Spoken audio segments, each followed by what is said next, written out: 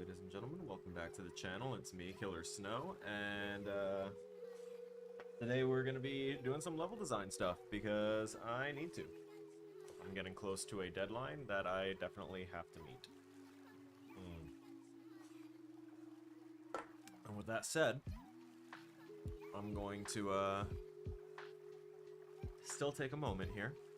I just wanted to make sure that I started talking to anyone that's possibly here. Make sure that we establish some dialogue so you know that I'm not just, dicking off back here. I'm trying to get things properly set up with my live screen, so that way I'm not floundering around with it. Well, I'm floundering around with it, but I'm at least going to flounder with it off camera.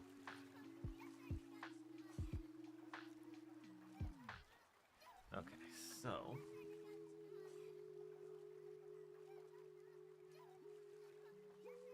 that should be good, honestly.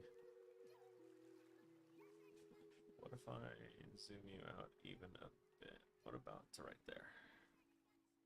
Is that the most I can get? Alright, that'll have to do. We can see the main screen. I can see that y'all can hear the music. It should be just quiet and subtle enough to be background music. If you want me to turn up the volume for y'all, you let me know, but it's really like lo-fi and chill type of music.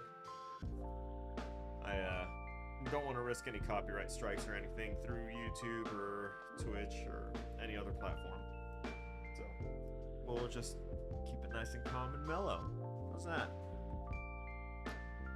Now, I did get some feedback on this from Mark, and he said that basically everything else that I submitted was great, but for the overall loadout, like, it looks good, but it is big, and that is a concern of his. So that makes it a concern of mine, and as such, I need to tailor things. That said, I have already started, compressing and turning things into static meshes. Let's see, wall locker, TV. The second floor is a static mesh already, but hopefully I can do something to fix that up a little bit. Potentially, like just shrink it. Shrinking it might work. Let's see.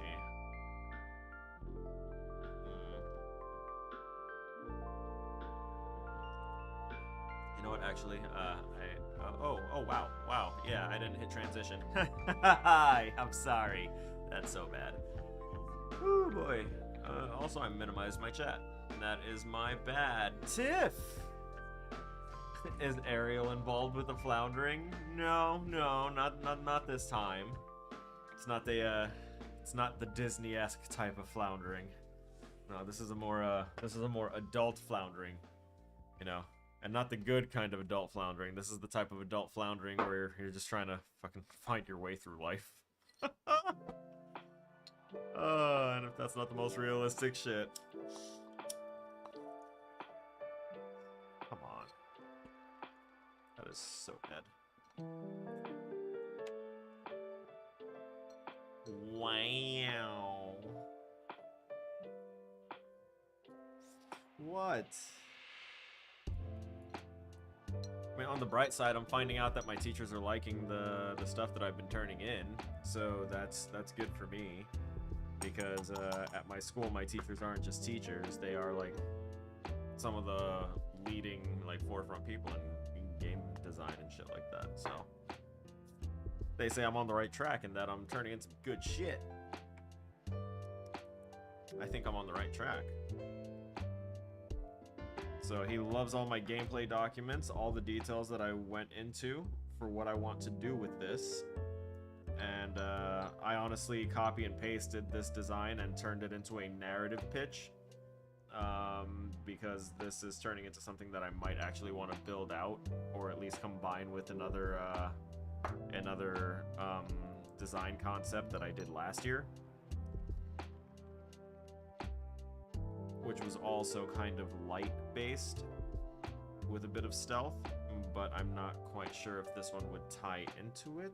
Ooh, wait, actually, I could probably find a way to tie it in. No. I could split those into 2 separate games.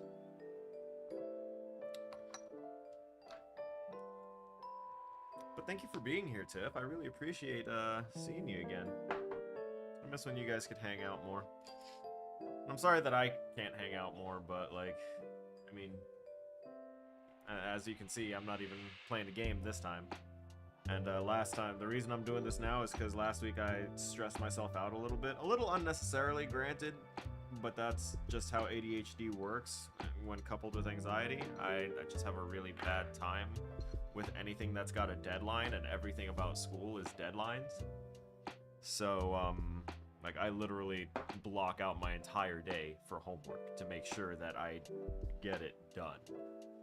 Like, I just finished my online class homework for this week about 20 minutes before starting up the stream, because I wanted to make sure that it was done so that way I can work on this for this stream, and then tomorrow I can finish up working on this, or start working on my other 2D level design, which is going to be a little side-scrolling thing. I can show you guys. Actually, I'm supposed to have people test play it, so I might be sending some people some EXEs to test play a little 2D side-scroller where you just kind of jump around, collect things, and avoid saws. You could jump off the walls and shit.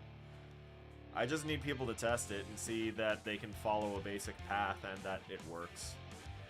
Just saying, I might need some help, you know, this weekend if anyone wants to assist. It's just something that I tossed together with the assets provided by my instructor. I think I concepted the map for it while I was on stream here, and if I didn't, oh well, then it'll just be a surprise. I copied it almost verbatim, but I made a lot of extra room, and it's kind of allowed me to have a little bit of a liberty with it. And I think that was almost the last of my Keith. Wonderful. I cannot wait for my... I can't wait for the first. I haven't been one of those, man, can't wait to get paid on the first type of people for a hot minute, but I can't wait to get paid on the first.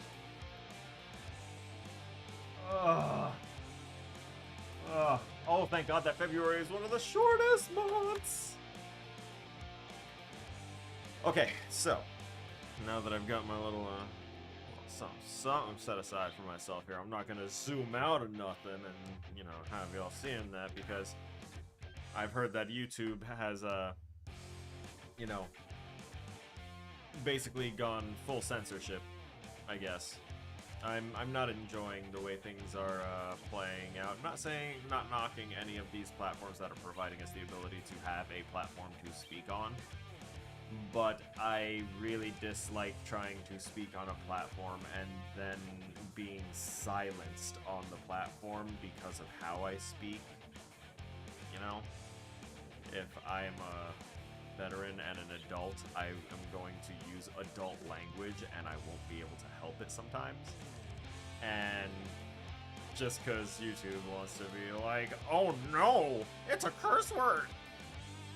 There goes your exposure, there goes any kind of fucking getting promoted by the algorithm.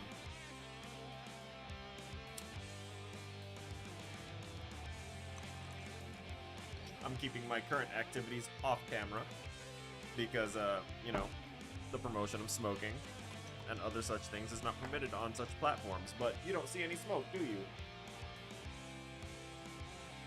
That's right. There is none. We don't smoke here. Such a awful thing. Actually, hang on, that had a sip left. I thought I was so prepared, I forgot water. Give me one moment.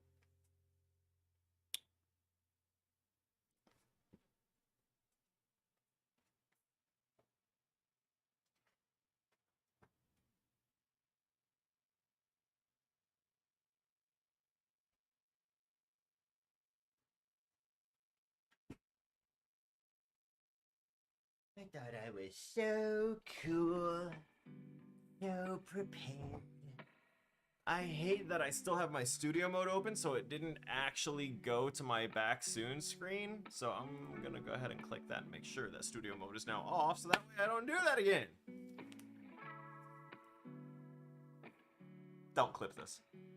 Okay.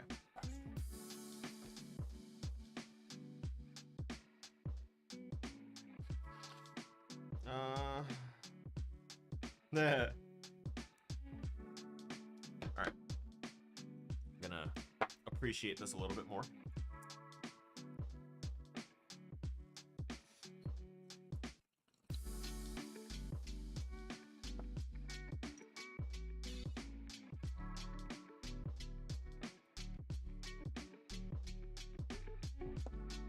So our current goal and intention is to shrink the size of our facility because we did make it thick. We made it big. And here's the proof. We actually sectioned off areas of it because it was too large, and we come up here. If we do the service of coming up here, we are greeted with a handrail that comes up to our chest. Don't worry about the flashing and all that stuff. We haven't built out lighting or anything. Yeah, the handrail, it's all way too large here. Now, the size of everything else in scope kind of looks nice, but it does feel a little too large. And I was going to fill that space with like assorted debris and not so much debris, but like disorganized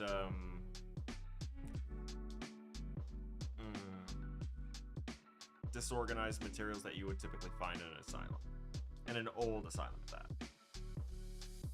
as well as like climbing gear, shit like that. We're up in the mountains, like that's the whole point of this. We are up in the mountains. Like, this is where people send their crazies when they want them to be forgotten.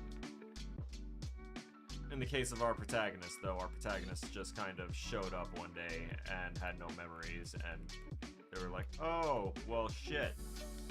Let's just toss you up there, fam. Alright, so this box brush, this one right here, actually kind of important. This one is going to forever stay like this. I'm going to need to make sure that I grab front door. Wait, is front door it's a static mesh actor already. Nice. Cool. Is this a static mesh actor? No, this is still a brush. Okay.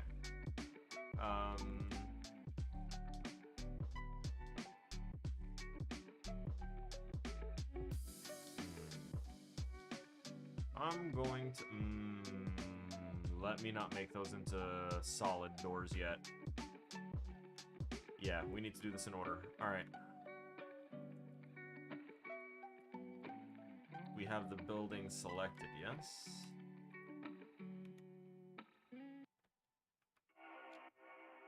Shift B to select all of it. And now we're just gonna...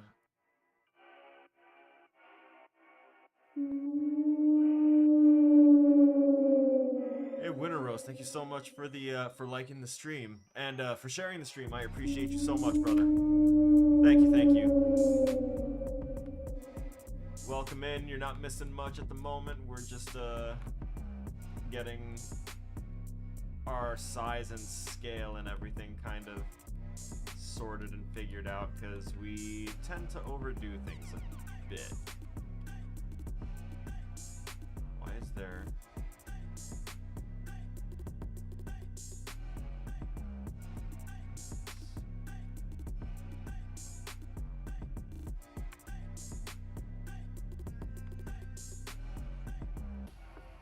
I just discovered that there was a whole second box that didn't need to be there.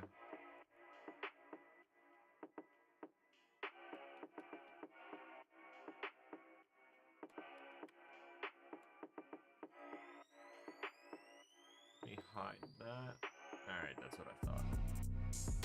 Yeah, I can definitely, like, fix this up size and scale-wise. Thankfully, this gives me the opportunity to shrink this.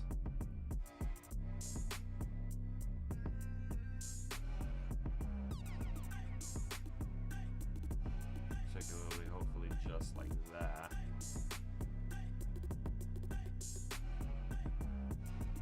I don't mind it being like that if I can. Oh yeah, let's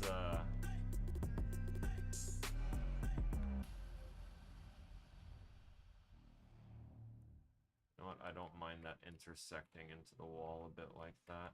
It's not going to cause any further problems. And this, oh yeah, this is gonna need to...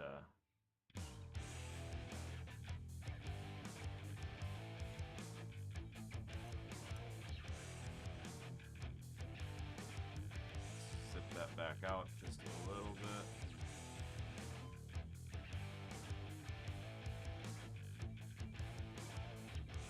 Oh yeah, the guardrails are separate.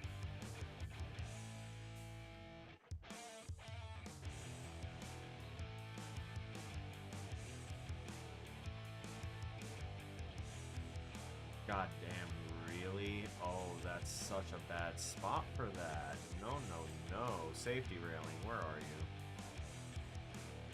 Alright. You want to be the beta tester? What, for this stealth stage? Hell yeah, brother. I can, once I actually have it built out a little bit and I get the basic thing in there, because this is level design. It's not gonna wind up being like brought into a full game until if I decide to ever bring this concept in to be a full game or like a small game or something like that. If I ever decide to use this, you'll be one of the people that I definitely go to. I'm actually building a 2D level that that I was told I need to have other people play, so that way it's not just me and my like developer reflexes knowing how it's supposed to feel and everything. And I'm supposed to have other people test it to see how the jumps feel. It's a 2D platformer, side-scrolling little thing that I've been building over the past like week. So, about 2 weeks actually. So, most of the work's been in about a week. I can export that. I'm probably going to be working on that tomorrow, honestly. Most of tomorrow before my stream goes off, so I can probably have a basic thing going for that and send it over to you at some point. I'm gonna send it to a few people and have them tell me how it feels, how the jumps feel, the distances between them. I need to know about like the control, how it feels when you're moving and falling, and like controlling your falls and jumps. If nothing feels too oppressive. It's supposed to feel easy because it's supposed to be like a basic level. It's not supposed to be like a Castlevania style level, which honestly I was already building it up to be, and then he told me to like cut out some of the harder collectibles that I had set in there because it's like this is going to be too complicated for a basic player to get at the start of the game. You don't want them to have to backtrack already. Save that for the next project because it's definitely going to come into play. So I'm like, oh, perfect. I'm already, like, ready ahead of the game there. It's gonna be fun. Now, I just need to... What the hell was I doing? I need to rediscover... Where is the... Not the collision. I need to see things. Where is your verts? Where is your pivot? Oh, yeah. No, friend. That pivot gotta move. Bound to the static mesh, I don't care about that. Show me the simple collision that I built for it. And let me turn off those verts, I don't need those actually.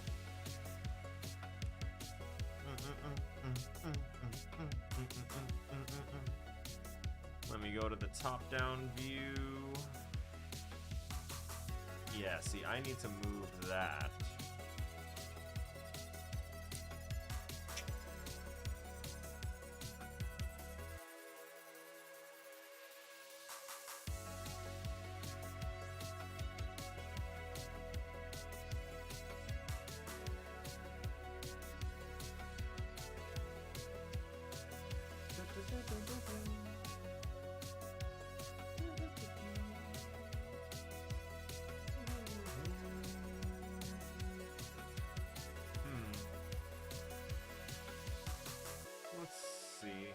rather than me fumble for this, I'm just gonna look this up really quickly, so that way I don't waste too much time trying to figure out how to pop that over here. Gonna go ahead and look up real quick.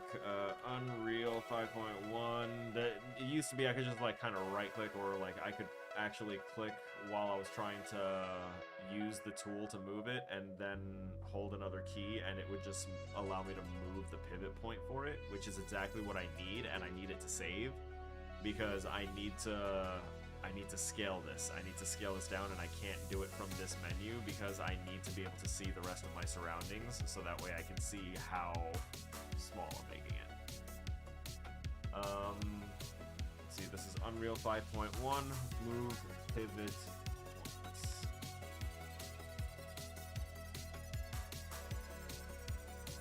Change mesh pivot point in the editor. UE4 quick tip. Did you know that you can actually change the transform position of a mesh while it's in the scene? All you got to do is go in and get a mesh. So I'm going to use the generic cube. We can scroll it. And what you want to do is hold Alt on the keyboard and use the middle mouse button to drag down. You can see that we've actually snapped the pivot point to the bottom. Now, okay, he put Unreal 4/Unreal 5. Okay, let me go back to the perspective.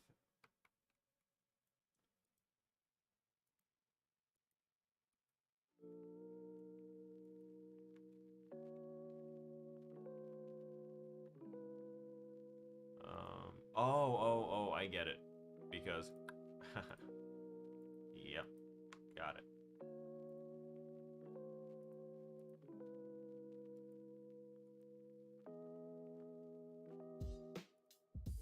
So I should then theoretically be able to... Nope, that's not the one.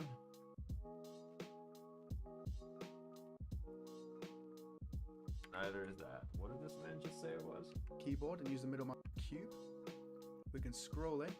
And what you want to do is hold Alt on the keyboard and use the middle. Brother, that's duplication. Mouse button to drag down.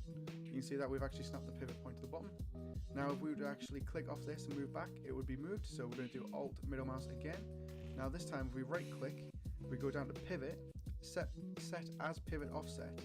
Now what we can do is we can actually move this around, click off it, click back on, pivot point's still in the same place. What we can do now then is actually go to the keyboard, press end on the keyboard and snap it to the floor. It looks like the pivot point's changed back, but if you click off and then back on, it's back to where it was.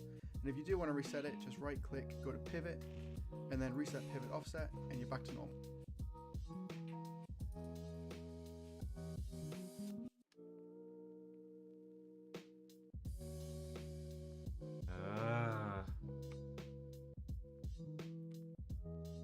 No, it's just duplicating it.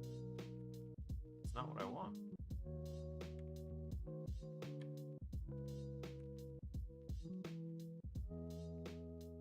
Oh, that's jarring. That moves me. I actually love that.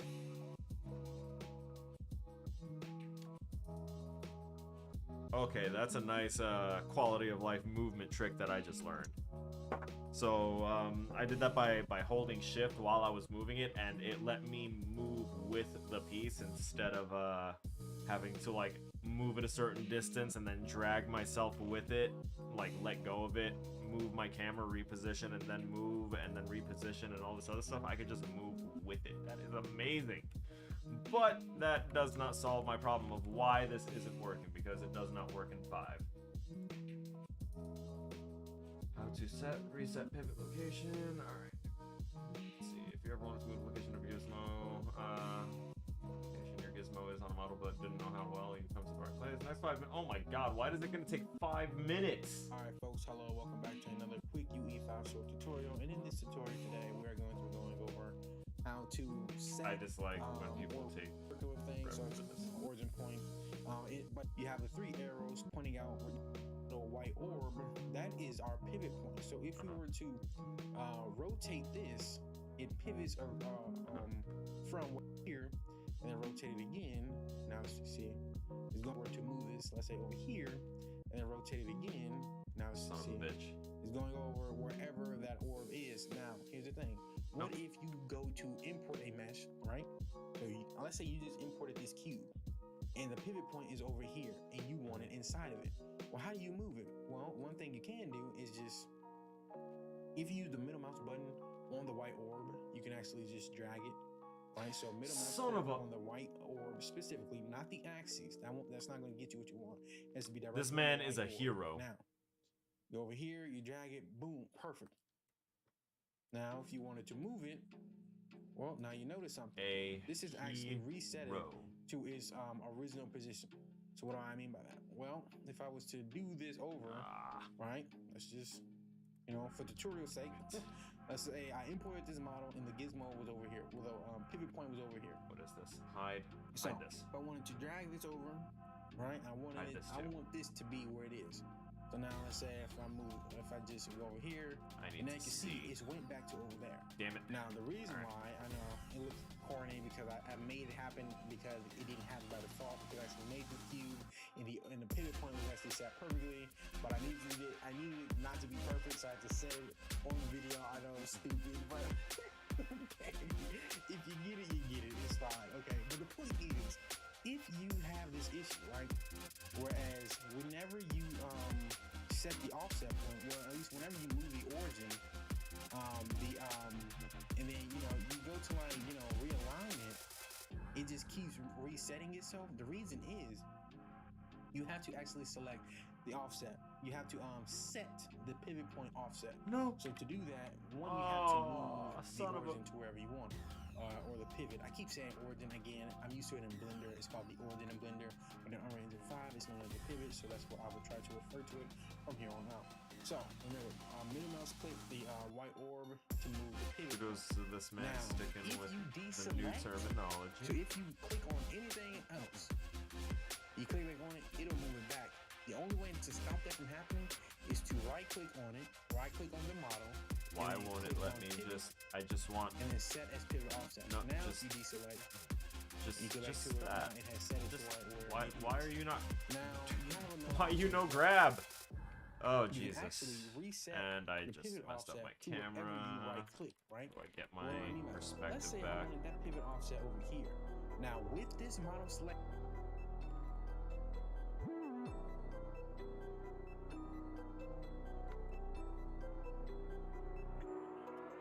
There we go, because it was on the scale. Jesus.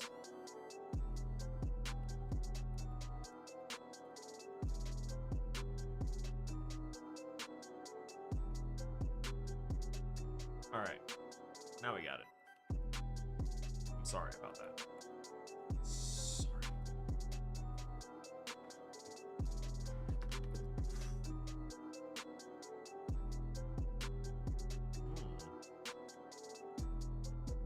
Oh, this is actually kind of a fire beat. But, yes, save now. I appreciate the auto saves. Thank you, Unreal. 808 season. Okay. Okay, Internet City. Yeah, okay, yeah, no, I recognize it too now. Now that I hear that particular part of the song. Woo. Okay, so we've got it. We've got it here, right? I want to make sure that I'm not going to accidentally click on anything else.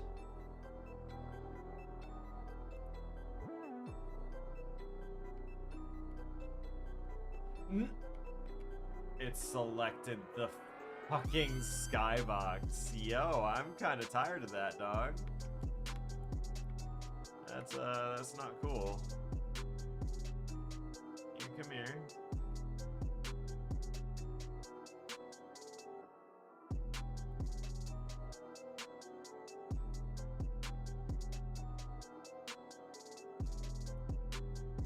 Doy.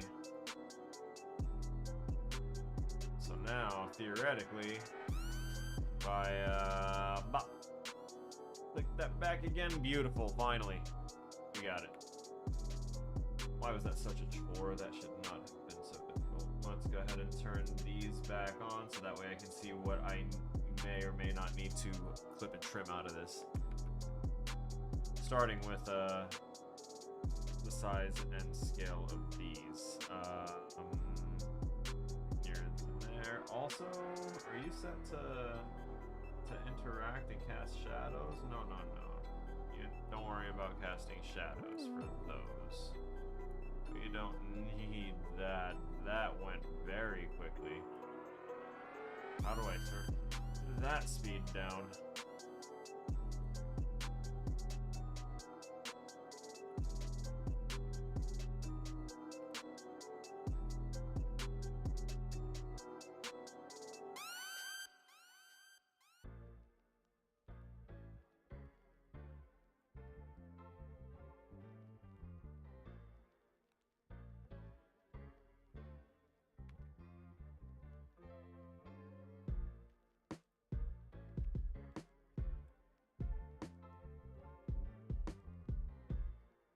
Just realized I could bring the floor up.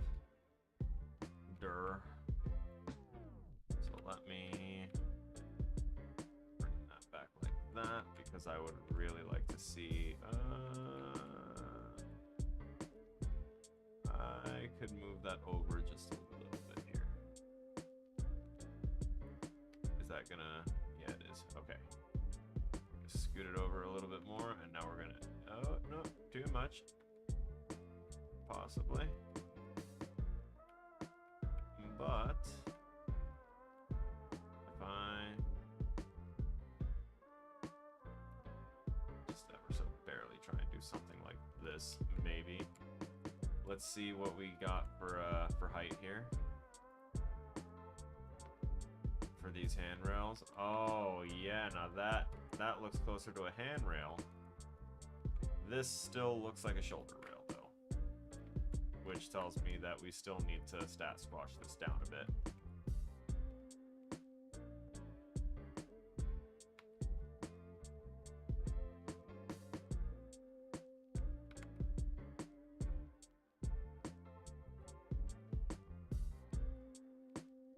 Oh my god. My collision shrank. That's what happened. I might need to, I'm gonna hate this. Just gonna move, you know what? We're gonna move you like out for now.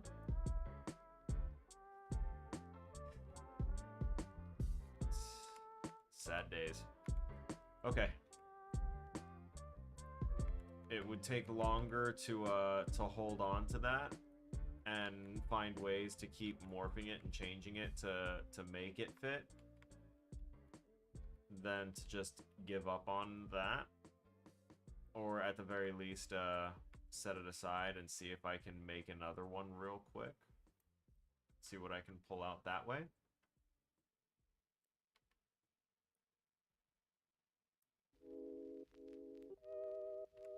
I just realized I'm gonna need to check the collision on everything here now.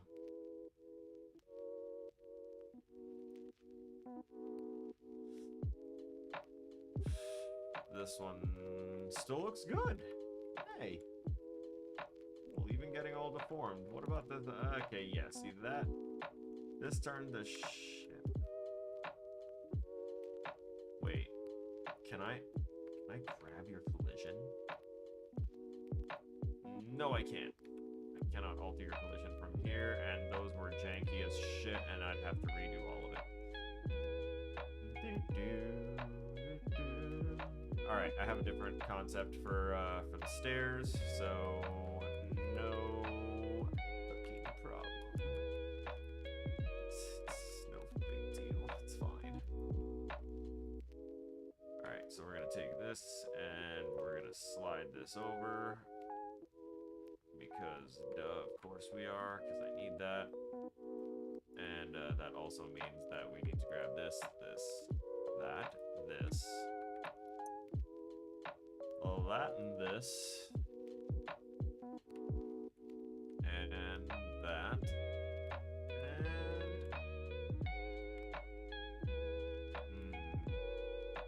I see. This. Was that the door for this one? Oh no, okay, I see. Yeah, no, I see. I got it. I got it. But really, what happened to the door? There it is.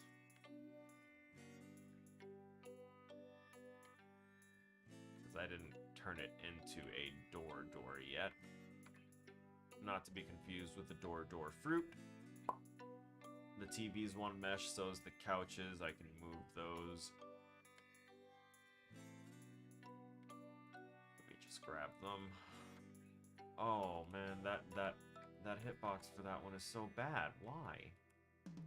That one's so good. Why is this one garbage? Squeeze me? Oh, because I stretched it. That's why. I should just put 2 couches there, huh? Alright. I understand my mistakes. I'm learning.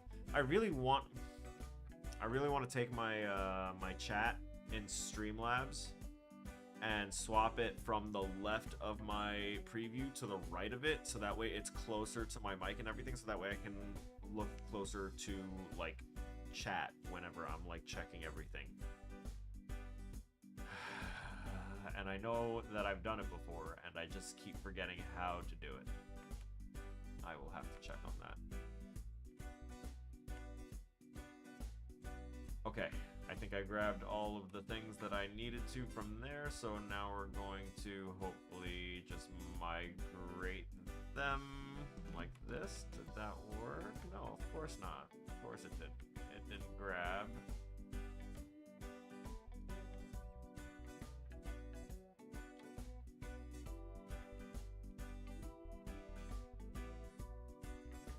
Add that. Where's the TV? I got the TV. Okay, there should be a negative box brush. There is one selected here. There's the other one. Uh-huh. Okay. I didn't have another one, did I? I did. Come here, you. 15 and 16.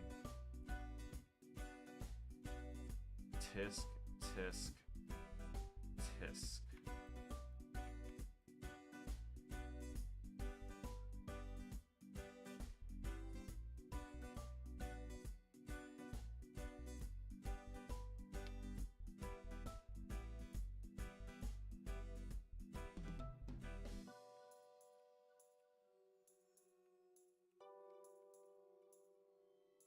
All right, a little more, I guess.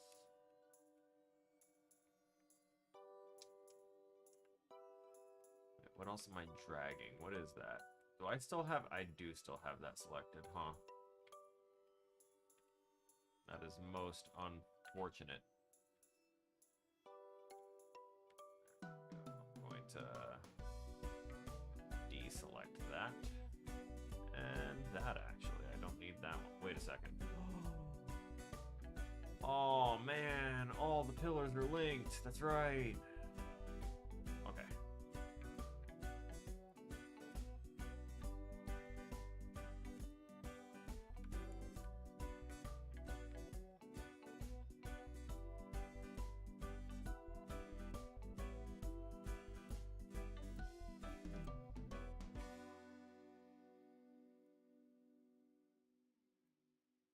Okay, so if I put that shit right there.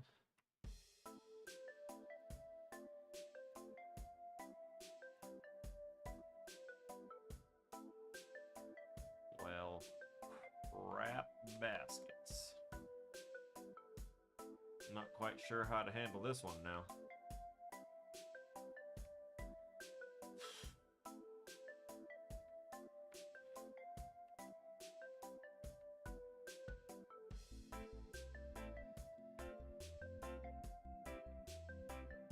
About like that.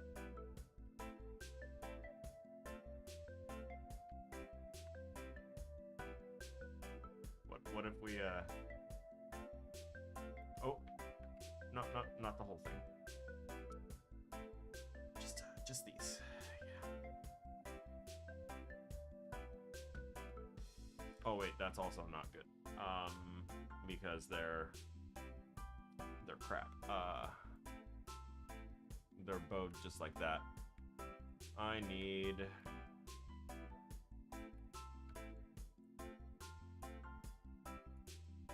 love that I can use the top of this basically as a what do you call it?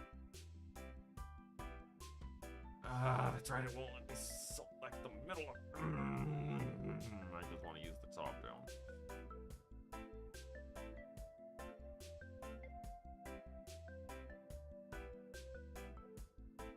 Let's check top.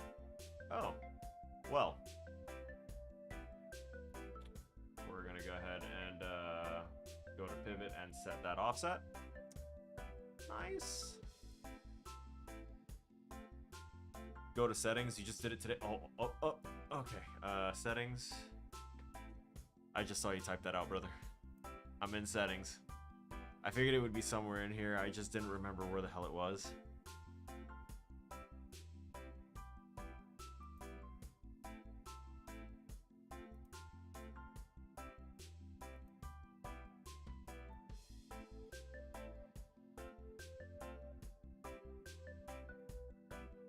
I found it. Show the live doc chat on the left side, because I used to have my shit on my right screen, so putting it on the left meant that I could look at it better because my camera used to be over there as well, and now oh my god, thank you. Thank you. The funny thing is, I looked at chat settings too, and I got distracted by enable better TTV emotes for Twitch, and I was like, oh yeah, I was wondering why that shit was never working. And I turned that on, but I didn't fucking look up. Oh. Thank you, brother. That just made me so happy. That's so much easier. Now I can just like talk, just barely glance up a little bit at the chat, and now it feels more like I'm like talking to you. Yes. That's what I wanted.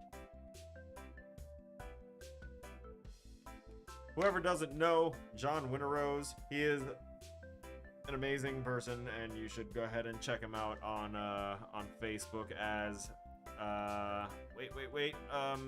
Was it Gaming Jesus? I'm so sorry.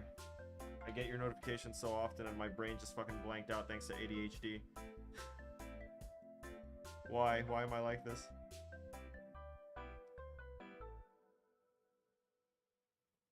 Gaming Jesus, yeah, I was right. Woo! Gaming Jesus.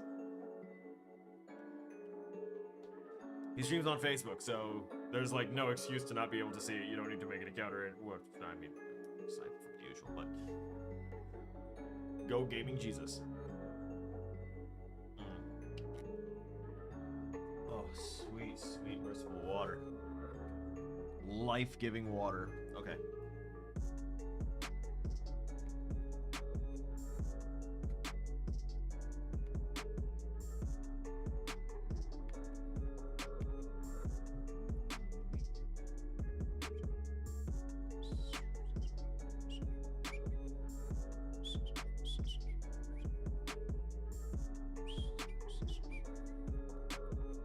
So these pillars, I need them to be right, because these are going to be what the player needs to use to hide from something.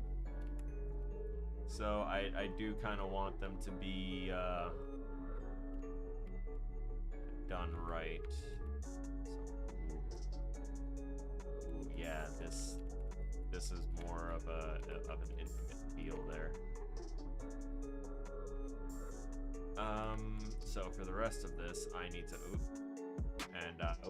let's get that glass back in place there. You are supposed to be a part of that. I'm gonna try and shrink most of this together, so that way it keeps their sizing together. I'm gonna try and merge these into a singular wall with effects attached.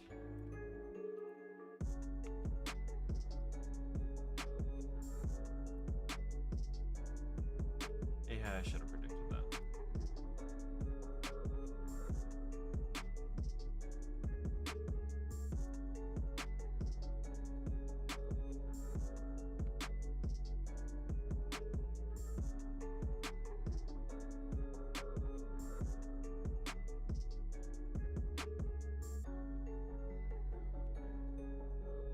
I think it's on object translation right now. Yeah. Object translation instead of world translation, which is totally fine.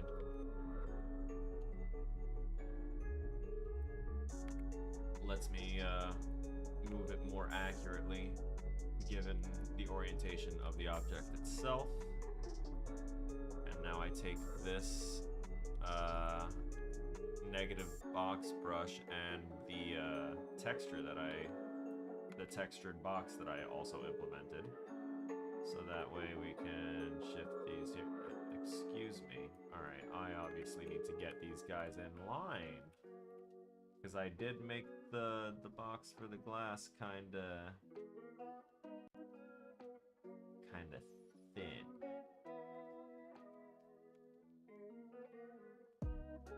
Okay, so I've got that. I'm gonna grab my negative box brush here with it.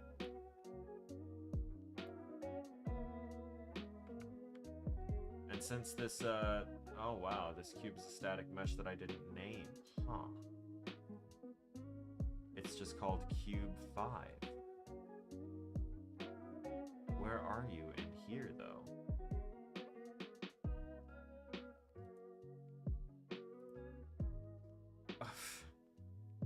That's right, I just dragged a cube out and did that. Okay, that's fair.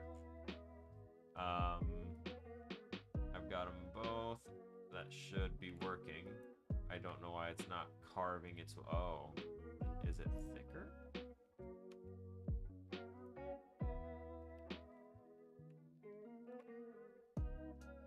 Does it somehow need to be thicker to get through there, I guess?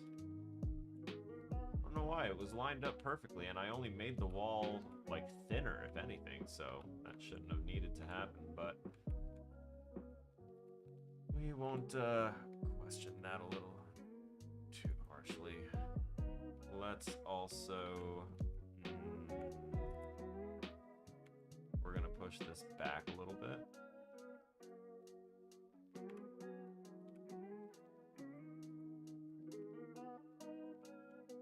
Because we do need to bring this in a little bit.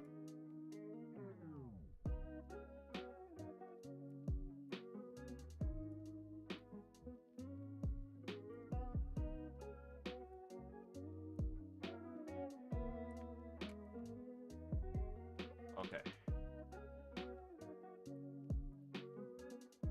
So the size of this room, which I did in fact turn into a whole static mesh already, and also, you know, the bed and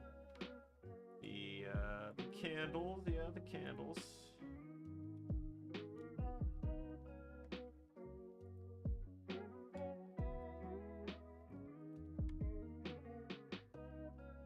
So we have all those, and we're gonna have, yep, definitely need the wall locker and the wall locker doors. Can't forget those. And then we have our nameless cubes that I went ahead and grabbed. Oh wait, they're not nameless. They're nightstands. I literally just dropped the cube in and changed the name of it.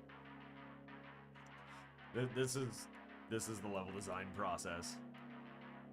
Keep it as generic and basic as possible, but convey the image, convey what you're trying to, you know, present as clearly as you can for the other people that you will inevitably be working with.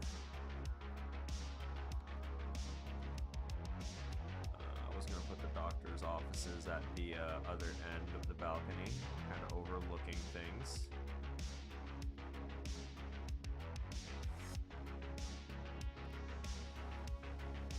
And so, the scale of the stuff in here actually still kind of works for me, I think. Come on. Get that adjustment there. There you go. Okay, so... I might have to shrink the nightstands a little bit. You know what? I am going to have to shrink stuff. Fuck. I really should have been a little more diligent about that. That is my bad. At least for these candles, we just need to maybe do that with them a bit. And by the looks of it, I might need to...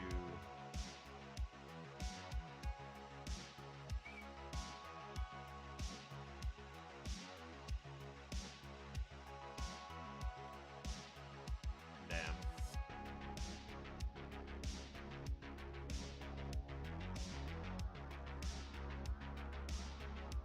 delete them. I need to go back to my content. No, that is the engine content. We're gonna close that. We're gonna go here, and I made a candle blueprint.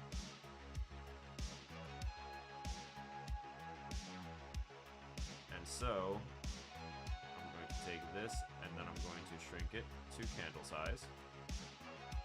I'm going to make sure it is sitting on the nightstand, which I should also probably get to size.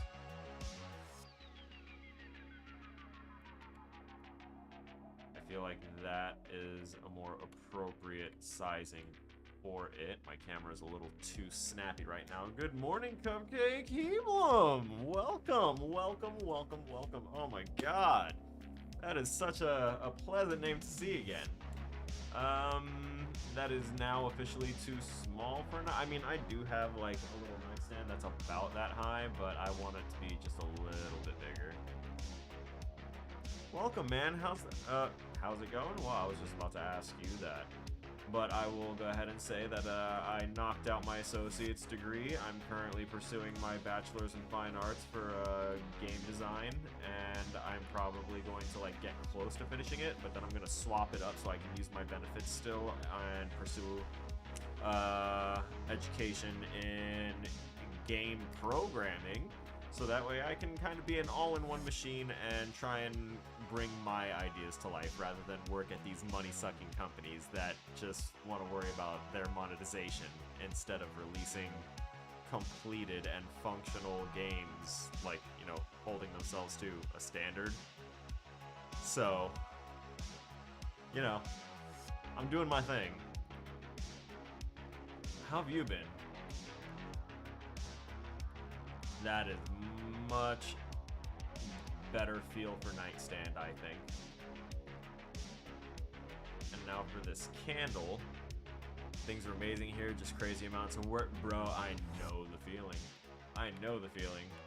Getting to be able to stream gaming content on here is like a luxury that I savor, and I work for it. I try and complete all of my assignments and everything, so that way I have the availability to just play games on stream, but sometimes it's required for me to kind of double down and do some of my assignments on stream, so I try and do the boring shit off stream, and then do world building and actual like level design and all this cool behind the scenes how people make video games type shit right here. Well, that's a little bit more fun than sitting and watching someone coding for like 3 hours. Or typing up an essay about narrative directors and stuff. Looks smoother than a Latin. Oh my god, please don't praise me. I might have some sort of weird reaction. I don't wanna. I'm good. I'm so happy to see you here, man. Watching coding can be fun, just need some dope dubstep to go with it. Yeah, oh yeah, give it the Hacker Man vibe all the way through. I still feel like the candle needs to be smaller though. And every time we do that, we have to remember that we have to raise up our light source. So that way it's not blasting out the thing below it. Actually, you know what I can do is I can make a, here's what we're gonna do, so that way the lighting doesn't present a huge program. We broke into the top 2%.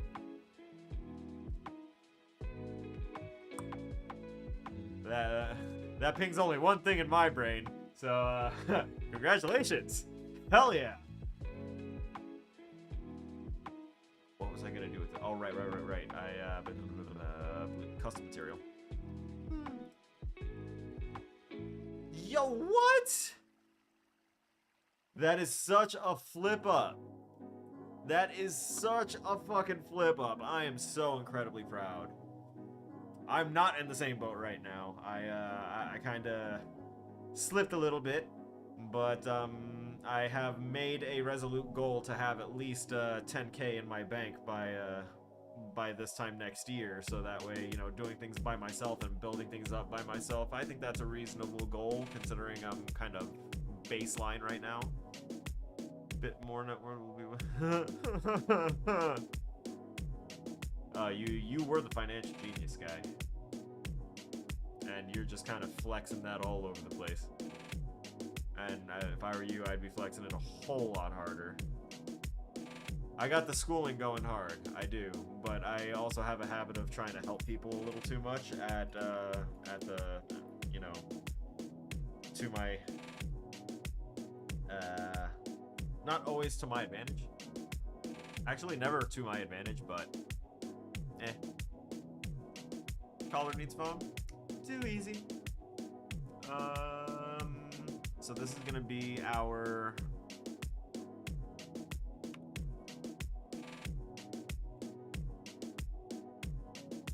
Put a nice light absorbing mat on here, and we're going to give this a basic color, constant 3 vector, and this color is going to be constant. We're gonna give it like this little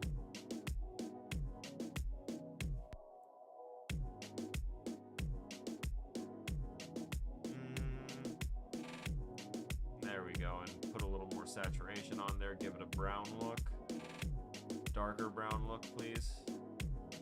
Yeah, there we go. A dark neutral color, and along with that dark neutral color, we're gonna go ahead and hit it with a...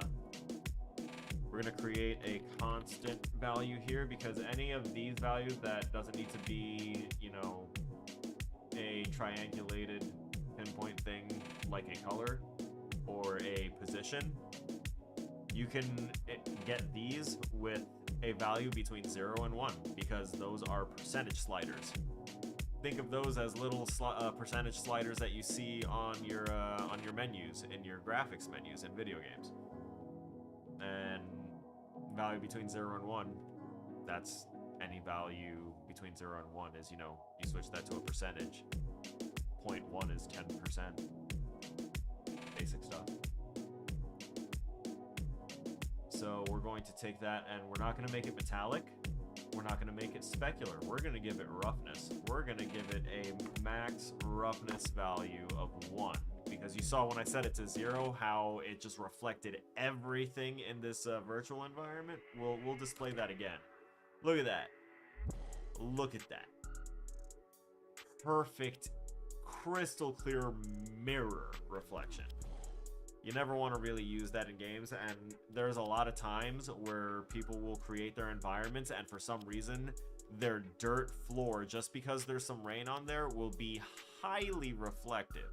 I'm like, the rain's still coming down. It's not having time to like sit there and pool and still and create a reflection. It's constantly in flux, right?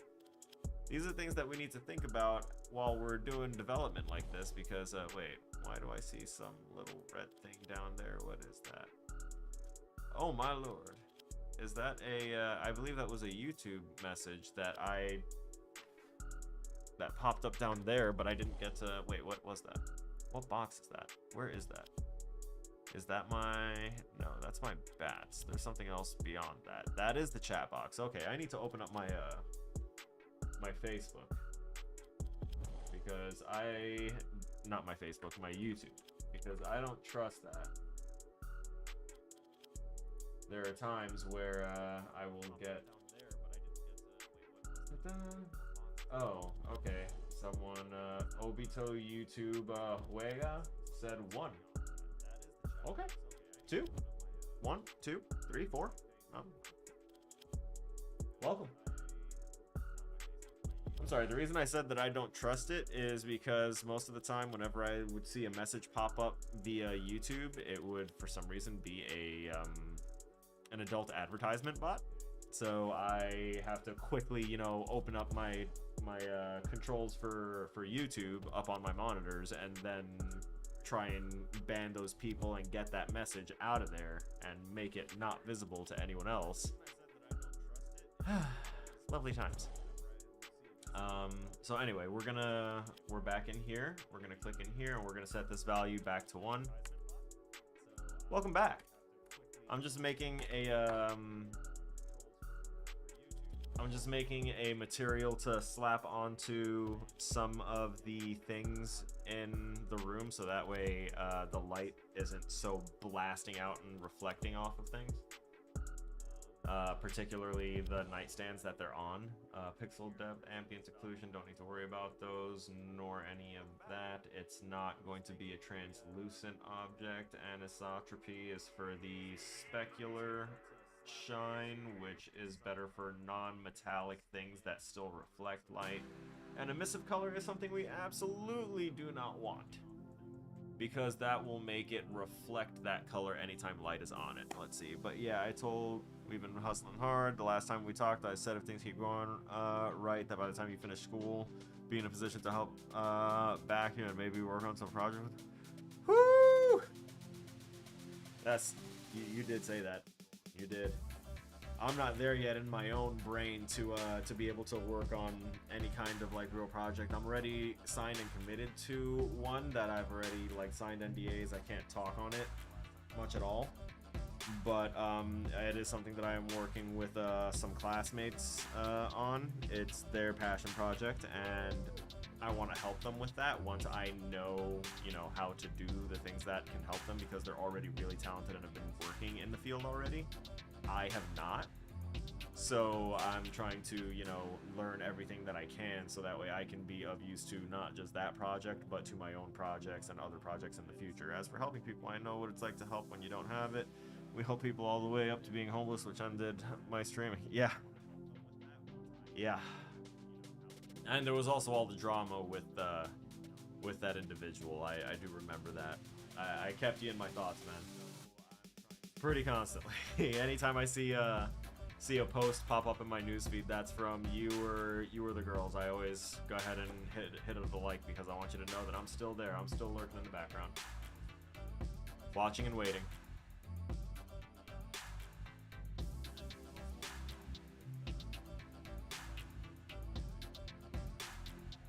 I just like to make a positive impact on people's lives, man. That's become a more prominent thing for me, since getting out of the military. Watching and waiting. Don't try and make me cry now. Don't try and make me cry. Okay, so we made our material.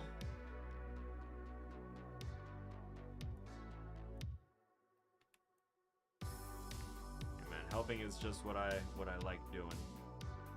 I feel like if people are good and we work to build each other up instead of trying to use one another to elevate ourselves, if we just try and elevate together, I feel like things can be better. So whenever I see anyone down, it's like an automatic reaction to fucking throw my hand out and be like, yo, let me help you up, whatever. In whatever metaphorical way or actual literal way. I can't just leave someone down on the ground unless they're like literally homeless and that's where they're sleeping. I can't help them that much.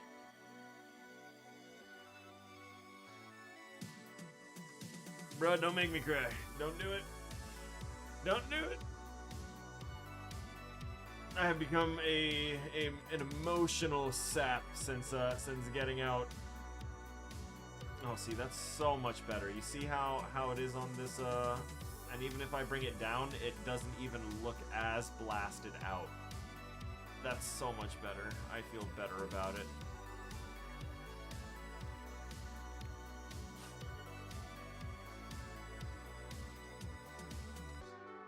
It's the age. The age gets to us. Honestly, I do need to make this smaller. I really don't want to. Woo-wee. Can't be that intense either. We're gonna reduce this attenuation radius to about 100? No. Let's set that to 65. We're gonna make it a drastic change. How the fuck does Twitch work now? I actually dropped out of affiliation. I opted out of it. Murderflake apparently thought you were using racial slurs. I don't know what you tried to say, but Murderflake didn't like it. It won't even show me what it was. It timed you out for 1 second. 23 messages deleted by a moderator. God damn it, Murderflake. You didn't have to delete them all, although I can still see them on my multi-stream chat, so I know that you were here. Radical slurs. Never. It said racial. Racial slurs? Were you using slurs? I know you wouldn't. I know you wouldn't. I don't know what it was, but it decided to suck you anyway, and I do apologize for that. I can't fix that one. Alright. That may have been too drastic. Let's go with... So, the reason I backed out of the affiliation was because it locked me down.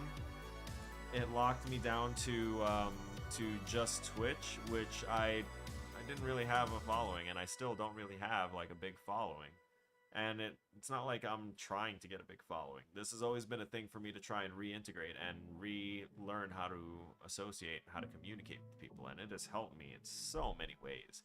That is why I keep doing this, and now it's gonna hopefully help me get my name out a little bit more. I'm thinking of rebranding and changing my name up too, because I don't want to keep the name Killer Snow 666 anymore.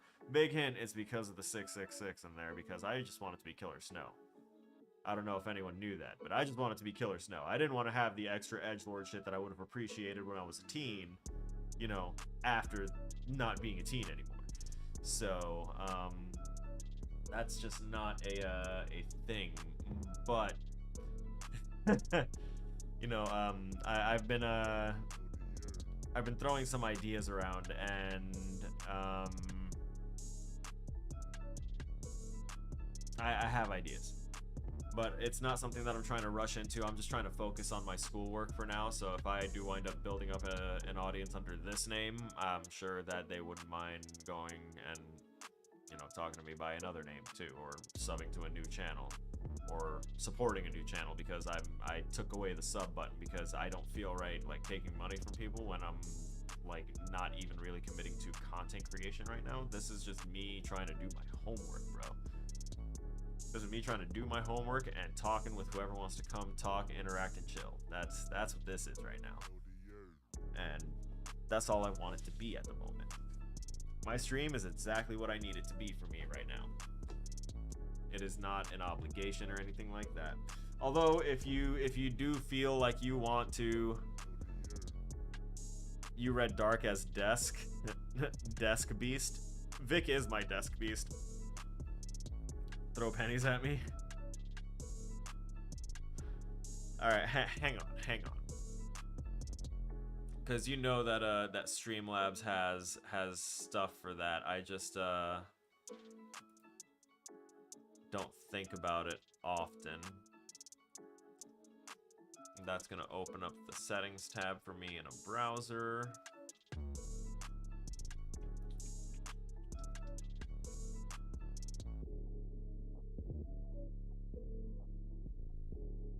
Let's see.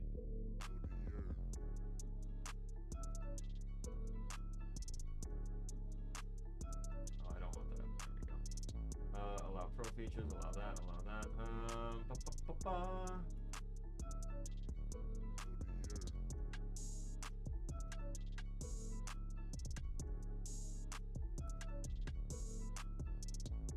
Hang on. I'm doing something real quick. Because I did intend to have a way to support, to tip, and donate if people wanted to, because that's always going to help me, especially in the moment, because I'm currently kind of hurt. I'm just waiting until the 1st so that way I can get myself out of the negatives and start paying off my credit card debt and being responsible again, because I did stupid shit in January. I didn't do stupid shit, I just overstretched my capabilities.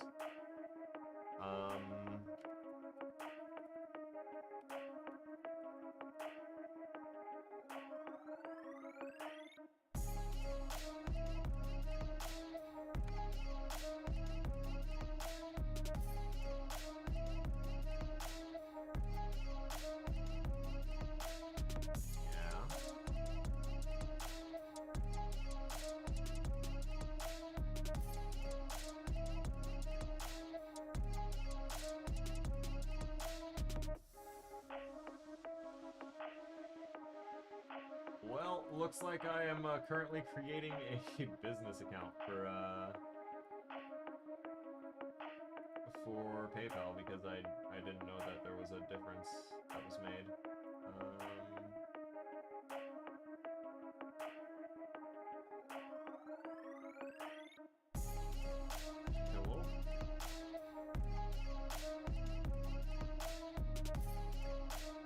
Yeah, okay. Sorry. Just let me do that then. Is it not gonna let me? Traffic light, traffic light, traffic light. Is it doesn't think I'm a robot. I know it's not that. Or traffic lights. Okay, I can select the traffic lights. Is that what you want? You want a motorcycle? Is that what you want?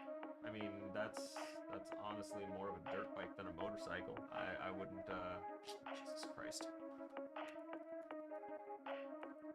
Keeps on taking me back to the, initial...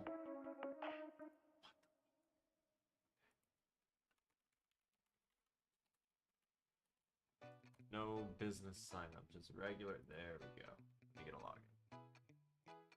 Log me in, log me in. Dun, dun, dun, dun, dun, dun. Vic, I miss you. Thank you for being here.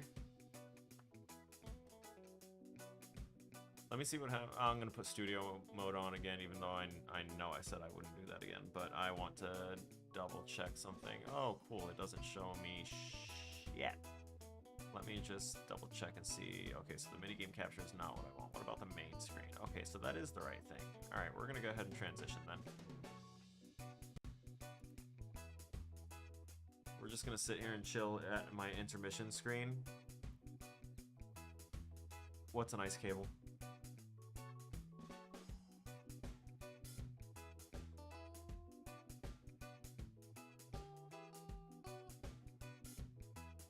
Oh, the candle. Oh.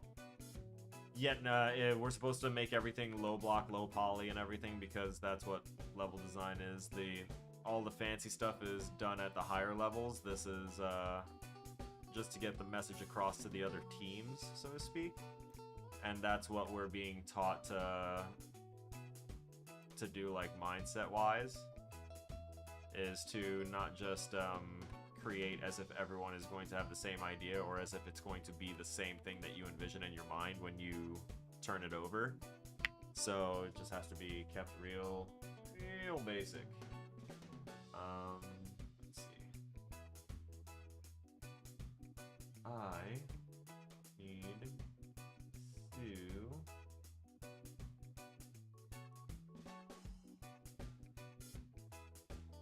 Fuck, okay, so what happens if I just convert mine into a fucking business with them?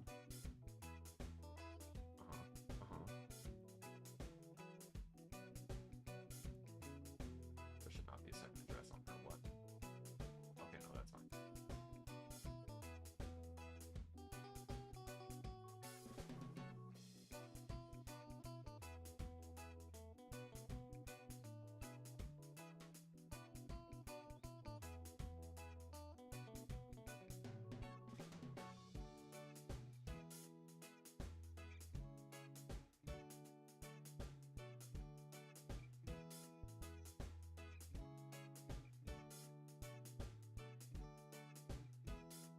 Oh no.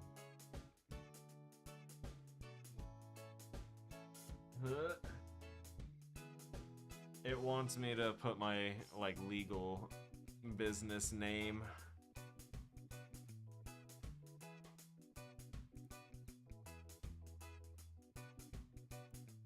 Let's see. Like, you want, and I think the appropriate amount for that table is 57. Need extra drip, you need extra to drip hot wax on your...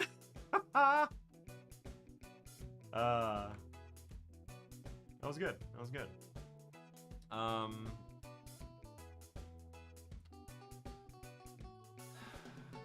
So I guess what else can I do then?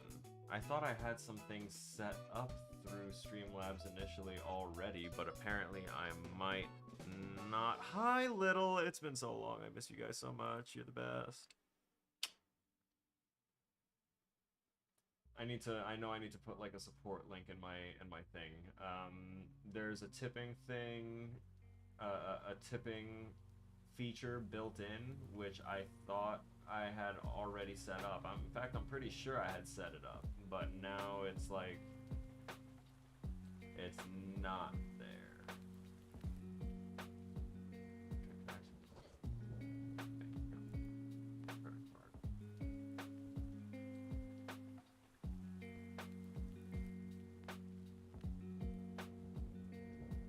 Oh, that's PayPal Plus. Yo, my dumbass. My dumbass. Miss you too. I wish I could be around more, but the work grind sucks. At this point, I'm about to let you get back to streaming and building and just get your number and cash app. Oh no, I found the thing. Found the thing. But I am also about to message you. Let me whisper you real fast. I don't know if that pulled up a thing for me to actually message you, did it? No, it didn't. Okay, I need a moment. I'm just gonna open up Twitch.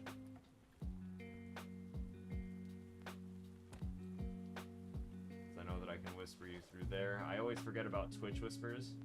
It's hilarious because, you know, I'll do my thing where I'll drop by people's channels and drop like 50 gifted subs randomly, and then I'll just get a slew of messages from people, whispers that are just like, hey, thank you so much for the sub to such and such, and I won't see it for like months. Months! Okay, there we go. Let's see, I'm gonna...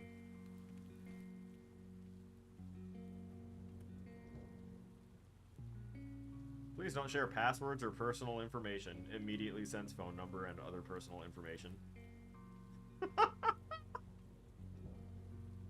Ah, shit. I gotta be dumb sometimes. I forgot what my thing is.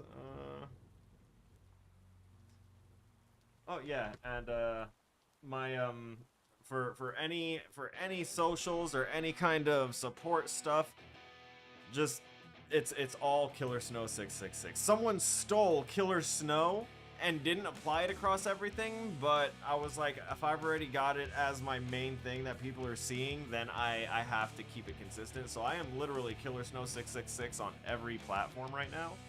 That's me on Instagram, on Facebook. That's me on Snapchat, Twitter. I'm pretty sure. Yeah, I'm still that on Twitter as well. And that's also for my tipping page. That's for any kind of support, Cash App, all that stuff. Killer Snow 666. However their formatting works, that is my name on it. And that's what also makes it difficult for me to try and rebrand, because I'm trying to be able to do that and make that move, and be able to have all of my socials and everything also lined up perfectly again. Because I'll go crazy otherwise. I will go crazy otherwise. If I have to be like, if I had to be Killer Snow 666 on Twitch, Killer Snow 531 on YouTube, I got to be Killer Snow just for Cash App's sake, and then just a lot of other stuff. I go nuts, man. I need it all to be the same, so I need to carefully craft the name and make sure that what I choose is not taken across any of my other platforms that I'm active on, so that way I can kind of monopolize and do it all at once, being like, bam, here's my brand new name, here's my brand change. This is now me. Killer Snow's retired. Sorry, Killer Snow 666 is retired. Killer Snow never fucking did anything with the name or the brand. I'm not salty about it. You know, it's kind of like we had those edgy or those really horny emails as we were growing up, because we are the generation that grew up with the internet starting to grow up alongside us and shit, so we did all the goofy shit, you know? And then when you're asked at like official places what your email address is, and you're like, oh, yeah, that's knobslobber97. Yeah, knobslobber97. just won't. Ah! Thank you so much for the $65 tip, brother. Oh shit! Thank you. Do you want the knob slobber 97? Oh shit! Thank you, man. Thank you. That'll help me chip down a little of the blow that I dealt to myself. Thank you so much. I appreciate you. Oh, let me actually you know, make content and do work. Did that work? I think it did. Let me do you want me to check and see if it's like transferred? Where's my... Wait, come back. At the very least, this is a very effective way to test it.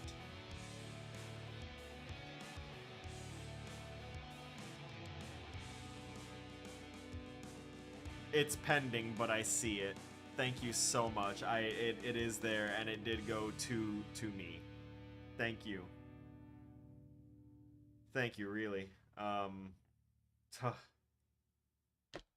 makes it feel just a little bit more comfortable, but I'm still in the negs. But please don't ever feel like there's any obligation to donate or to try and support the channel financially ever, because I want everyone to remember and keep in mind that even though I am going to school full-time, I'm getting paid to do that thanks to my compensations and benefits through my time in the military. And I am trying to use those and to, like, really not take advantage of, but monopolize on every possible use I can get for that educationally. So I'm gonna be doing school for like the next 4 or 5 years if things work in my favor. If things work out the way I have things worked out as a mastermind in my head, I will be able to continue to do school full-time, not have to worry about getting a job, and full commit to my education and becoming a better game developer and a game designer and a game programmer, all in one package. Alright, did that work? I don't know. I never did it that way before, but if it says you got it, that's a start. Just want to make sure you don't need to accept it or anything. No, man, the further along I get, the more I will be able to do. That's my mindset. That's my mindset too. Like, I'm scolding myself now for overstretching myself and putting myself in my current situation, and that's why I set my personal little goal. Like, I'm not gonna be able to put as much into, like, I'm not gonna be able to get as much if I don't, you know, work while I'm doing school, but I don't want to put that extra pressure on myself. I have the deadly combo of having a messed up brain with also having anxiety and adult ADHD comboed in there. Like, they just got me all medicated and fixed up a little bit more where I can focus more. The reason I'm so distracted right now is because I haven't seen you in a while. And I have like all night to work on this. I was just gonna be streaming Hogwarts Legacy, but my character already basically one-shots everything. I'm not even max level. I don't have the killing curse either. I just know the true secrets of the wizarding world. Oh, you need... Okay, no, I need to get rid of that. And I need to duplicate this one over. I need to undo a few things here. There we go. Delete.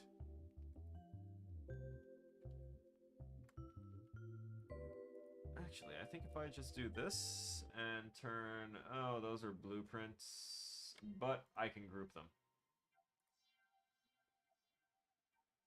There. So now, whenever I select one, I select all of them, and then I can just do that and create a whole new set of that group.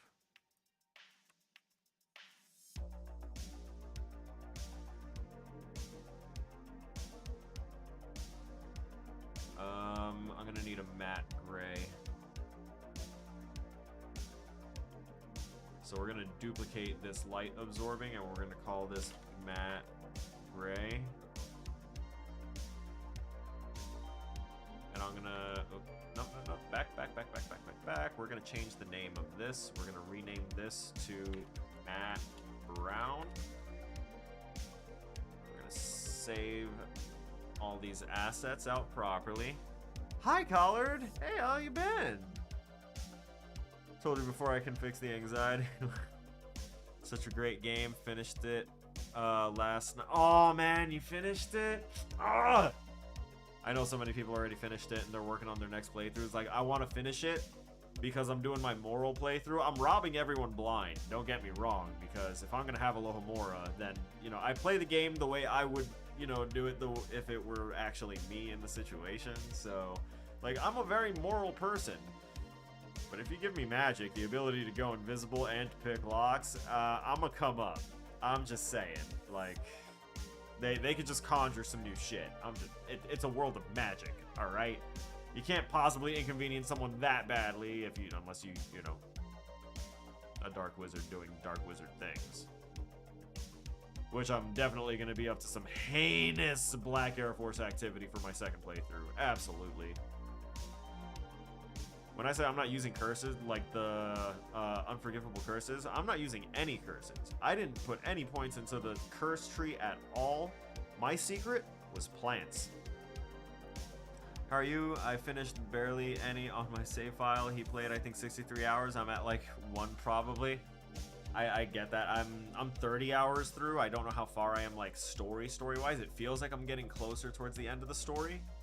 But I keep on getting distracted with all of the things to do, and then whenever I take a trip back to, for any reason, I go back to my secret room, I immediately, compulsively have to go through and check my plants, top off potions, check on all my animals, play with all my animals, feed them all, make sure I gather all the things, and then I go ahead and identify all the gear, and then I sell all the gear that, you know, is no good, which means a trip to Hogsmeade. And then going back to the Room of Requirements again to go ahead and, you know, enhance any of the gear that I have with all the parts I had from pets. The whole cycle, that whole play loop. It's like a half hour. It's so time consuming. But it's still like a fun play loop. Just because it's Wizarding World shit, I swear to God. If it were anything else, I'd be like, oh my God, I don't want to do this. Why is this required? I need to, nope, we're gonna scale you down. Oh. Actually, yes, this will still work. Okay.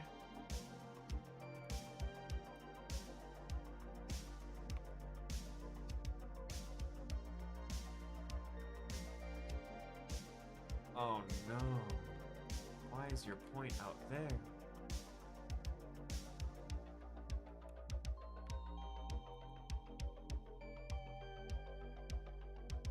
Alright, let's go to the top perspective and see how that is. Nope, we still need to bring it closer towards the middle of the room.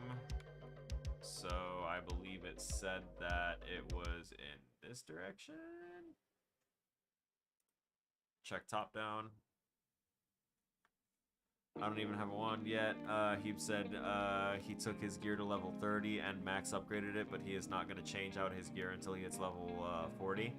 I've been changing it out like pretty regularly just because I caught some really good beasts that help me with all the upgrades. I still haven't seen a Graphorn, so I don't have the ability to upgrade my shit to the final level, and I don't have a Phoenix, and you know, finding the vendors that have those parts, I always forget where they're at, so I can't like permanently upgrade everything constantly all the time like that, but I get everything at least to tier 2, and if I can get it to tier 3, so be it. I'll hold on to that piece a little harder than I would be so willing to swap it out.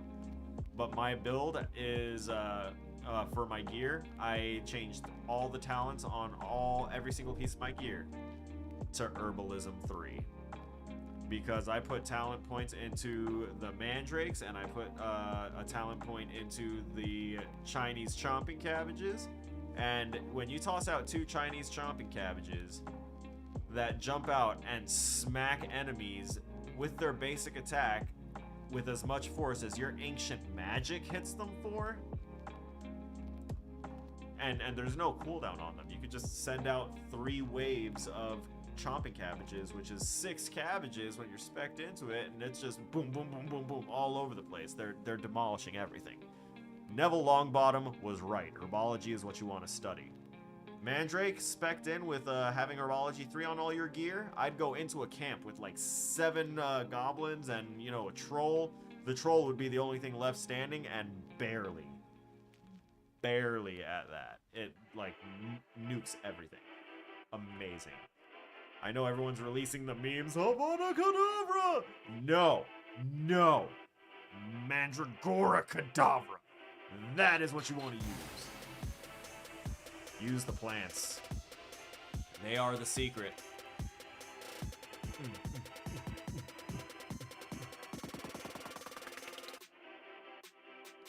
I do that right? No.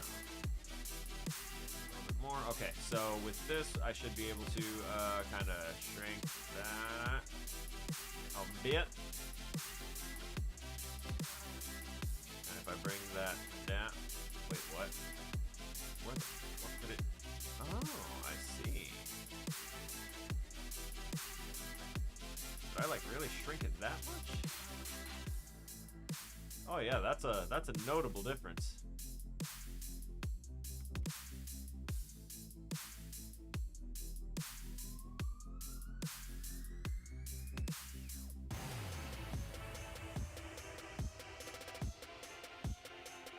So these things that I'm moving right now are the closet door.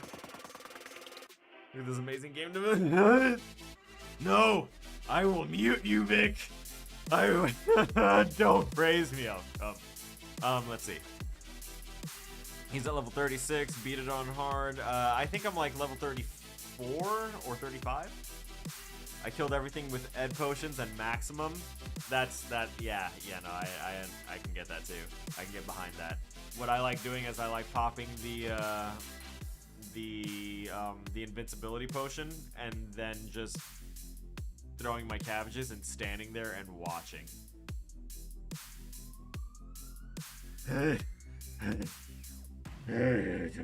Fuck. Gulp. I'm giving you your voice lines. Don't worry about it.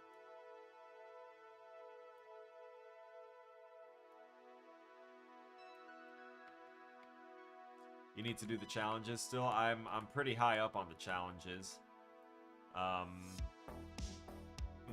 For some of them. I'll be completely frank.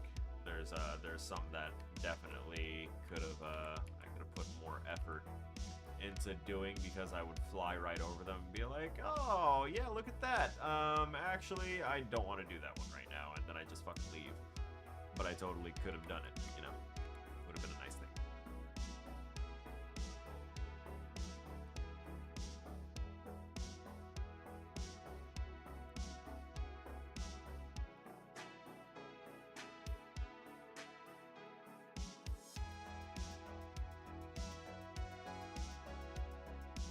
And it still looks good on this side too. Okay, that's fine. So the whole point of that is because there we go. I want that to be flush against there. Oh my god, hi Little. Oh, there's so many people here now. This is more than I'm used to. Almost. Sometimes we get 4, sometimes we get 5. And then I really get the papers, you know? Just the ones where you fight waves of people. I forget what it's called. Those are the gauntlet challenges or something like that. Viv's right now. All this skill, super knowledge, sexy voice. You got it all. Vic.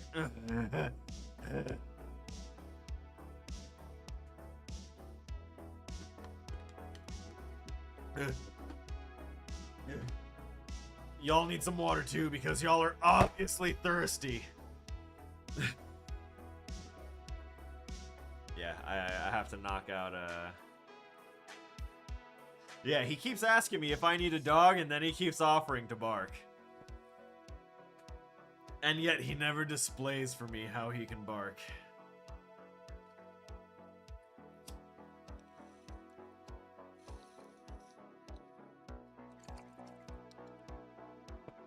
He wants to be my under-desk support.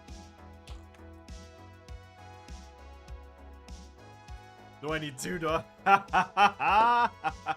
He will bark in VC. I'll see you later, Vic. Do anything for rubs? Who doesn't?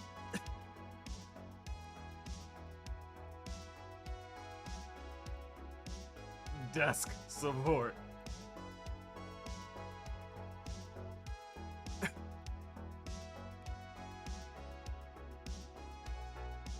Okay, so we got these in here, but there's one thing that we have not done yet, and that is taking the liberty of modifying the matte gray material that we duplicated and renamed into matte gray, because we need to kind of bring it towards the center, bring it like right around there.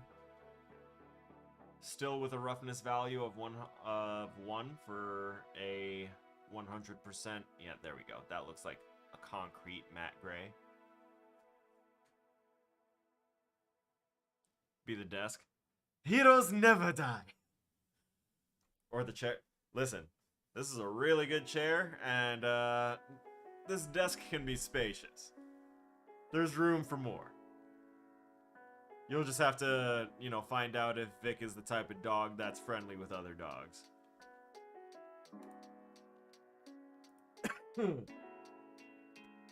I apologize.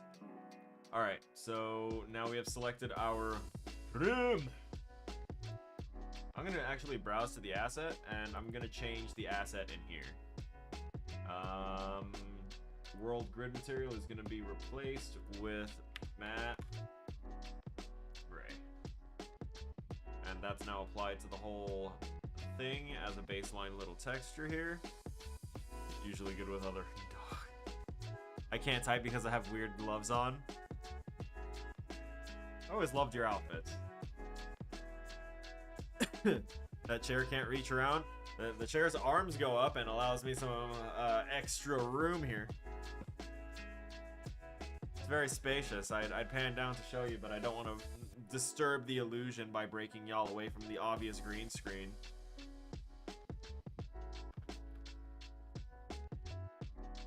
Okay, so that has been done, updated, and yeah, it may look a little blitzed right now, but it's not like trying so hard to balance itself because of that blitzed nature. This also needed to be modified to like that. I'd say like that. I'm gonna bring that down so it's, make sure it's sitting on the floor. Stepping on the beach. Stepping on the beach.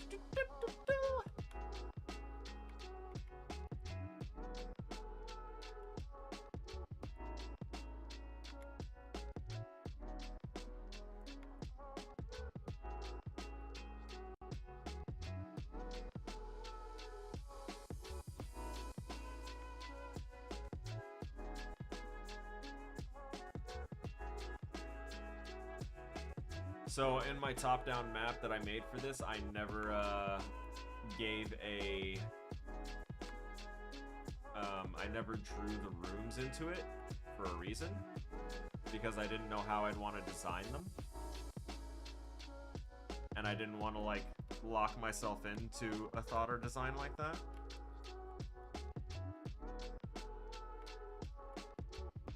This right here is basically the setup of my deployment bed when I was in Afghanistan. It was good times. Oh, chat. There we go. I was just told to go get my cream. Oh, that can be taken in so many ways. Asking many things. They put balloon socks on my feet. I hate it. Using weird beauty stuff. I'm wearing lotion. Oh, moisturizing. Oh, the texture and the feel and the squish of moisturizing socks. I can't stand it. But there is the pyramid bed hurts my brain. Oh, from the perspective? Yeah, sorry. What do you call it? You hate it? I know, it's awful. The one thing I did enjoy though is not moisturizing socks, but the it's almost like debridement socks because it's shit. The like foot peel socks. So you put it on and it's got like a chemical concoction in there, and you wear it for an hour, and then you rinse it off, and then over the course of a week, all the dead skin on your foot starts to peel off. And me, I know I'm not the only person, but there's a lot of people similar to myself. I am admitting to this that I enjoy doing this, but whenever the dead skin starts to peel on your foot, you can't help but pick at it and see just how far the dead skin really goes. Yeah, see, look, she said they got them. I love those. Bro. Super hard feet. Yeah, I did too. And then my ex-wife went ahead and got me into doing those, and I fucking love those. Yeah, the acid feet things are amazing. It's so good.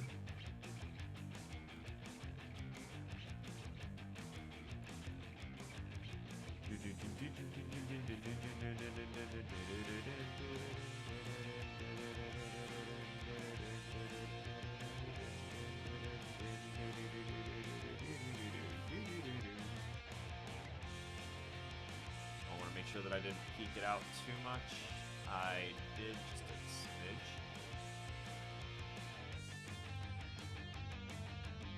So, okay, I need to. This is the wall locker doors.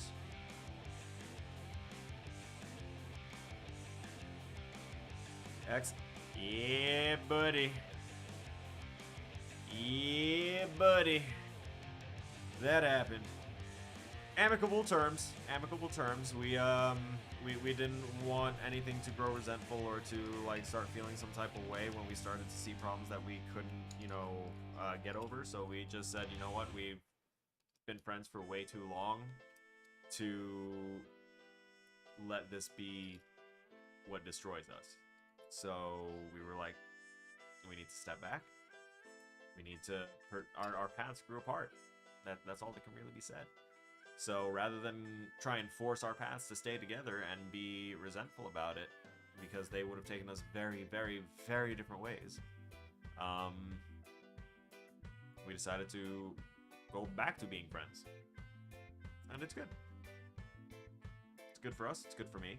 I've been able to full commit to my game development, and as such, that's what was able to let me get my associate's degree already knocked out. Like, it's sitting on the table behind me because I have nowhere to put it up just yet. But I feel so good. Yeah, no, we decided to make sure that things stayed good. Let me go grab that for you. You can take a look at it.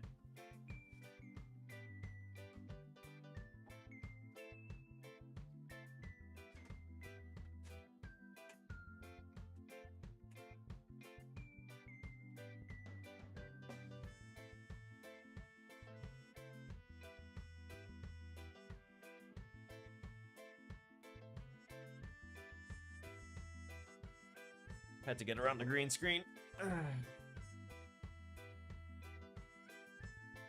Foot peels. Foot peels, yes. Foot peels are good.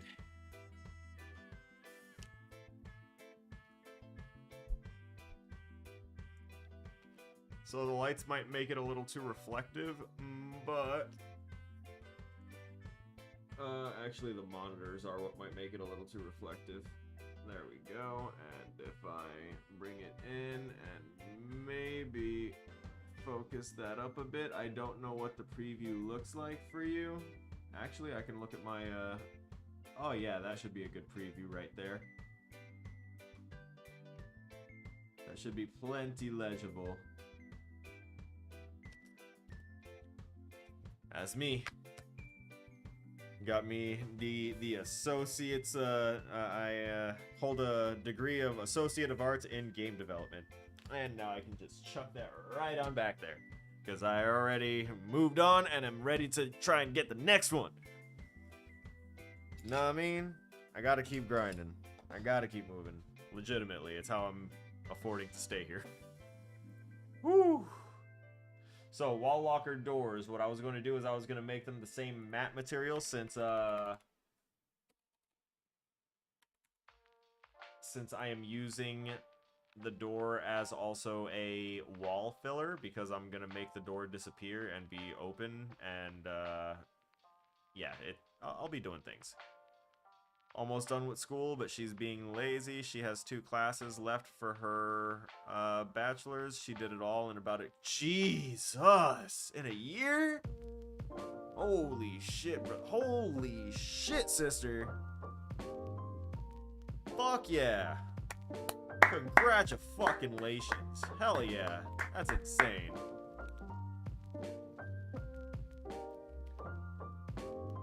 Saying she being lazy. She did that shit all in a year.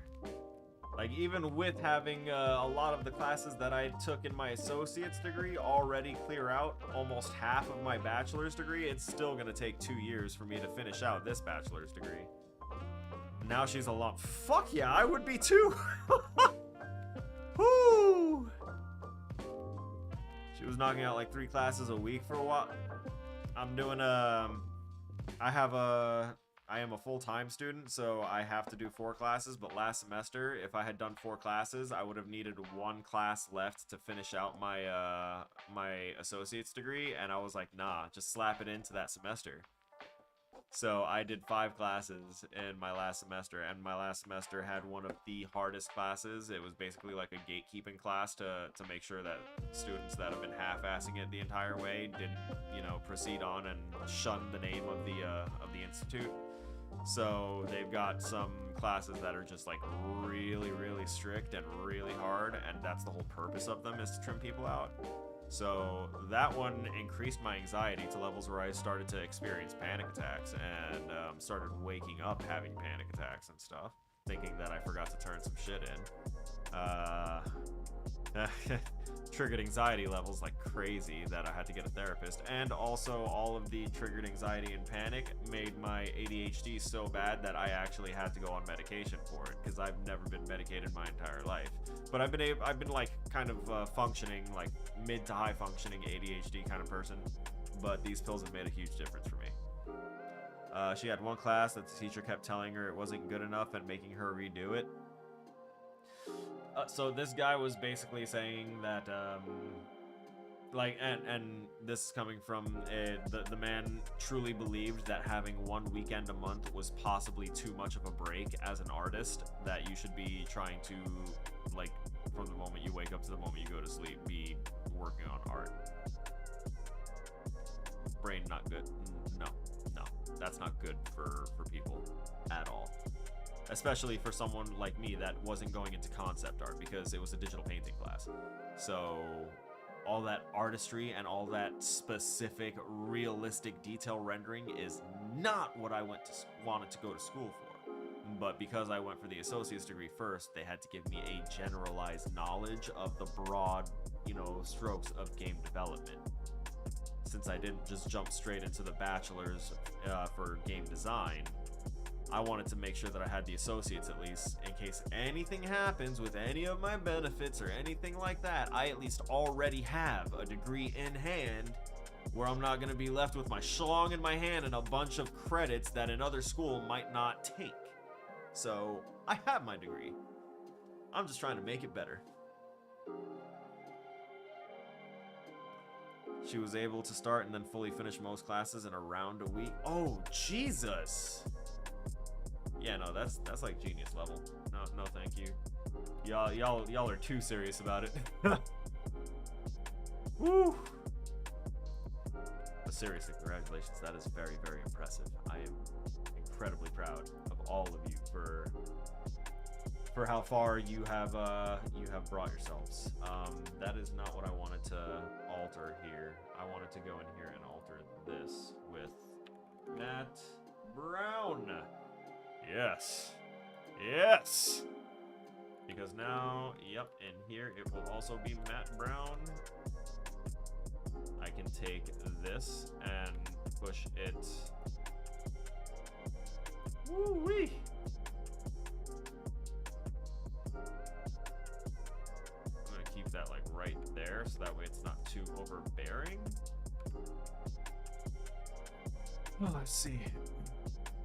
No time to waste. She will have a match in psychology and a few short weeks. Little's thinking about her masters. Oh my god, y'all keep setting goals, hitting them, and achieving them. That is so fucking wholesome, and it's gonna drive me forward too. Honestly, the reason that for me there is time to waste is because I get paid monthly for being in school, and I basically have 4 years of vocational rehabilitation benefits that I have access to through my disability that pays the same as a GI bill essentially. It might pay a little bit less to tuition, so I might have to pay a little of that out of pocket, but the main thing about these compensations and these are specifically benefits. So the specific thing about these benefits that I go for is what's called BAH. It's basically a basic housing allowance, and for going to school in San Francisco specifically, San Francisco is the most expensive place that they will pay you for. Like they pay me to attend school in person because they're like, okay, you're doing school, and you're going in person, we're gonna help you be able to pay your bills to live wherever you're living to go to school. And since I picked San Francisco, they pay a good amount. They pay a really good amount. Like, if you want to know how good, you can just go ahead and look that up. VA BAH rates, San Francisco. So that's what I get every month for attending school in person, on top of my disability, which is 100% disability, permanent and total. They can't take that from me. So that stays no matter what. But the longer I am in school, then the more I am using up those benefits. But once I have a bachelor's degree, I cannot use those vocational rehabilitation benefits, which I have not even started to use. And I have 4 years of benefits available to me through that. Once I get my bachelor's degree, I cannot use that anymore. So that is why I'm trying to get as much of this BFA done for game design. And then when I'm like getting kind of close to the finish line, I'm gonna see if I can flip the script and go to game programming and start a new degree path there. So that way I can use the rest of my vocational rehabilitation benefits and still have some of my GI Bill left over after that, because the GI Bill doesn't have a limit if I have a bachelor's or not.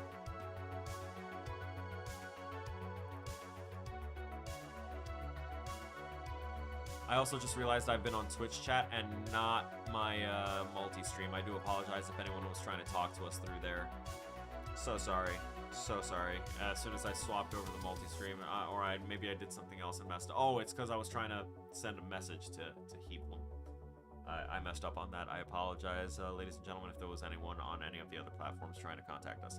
Anyway. I just typed it in, so yeah, you can look those up for San Francisco. It's, yeah. So, stack that with 100% disability. That's what I get for being here. That's why I'm extending my school as much as I can.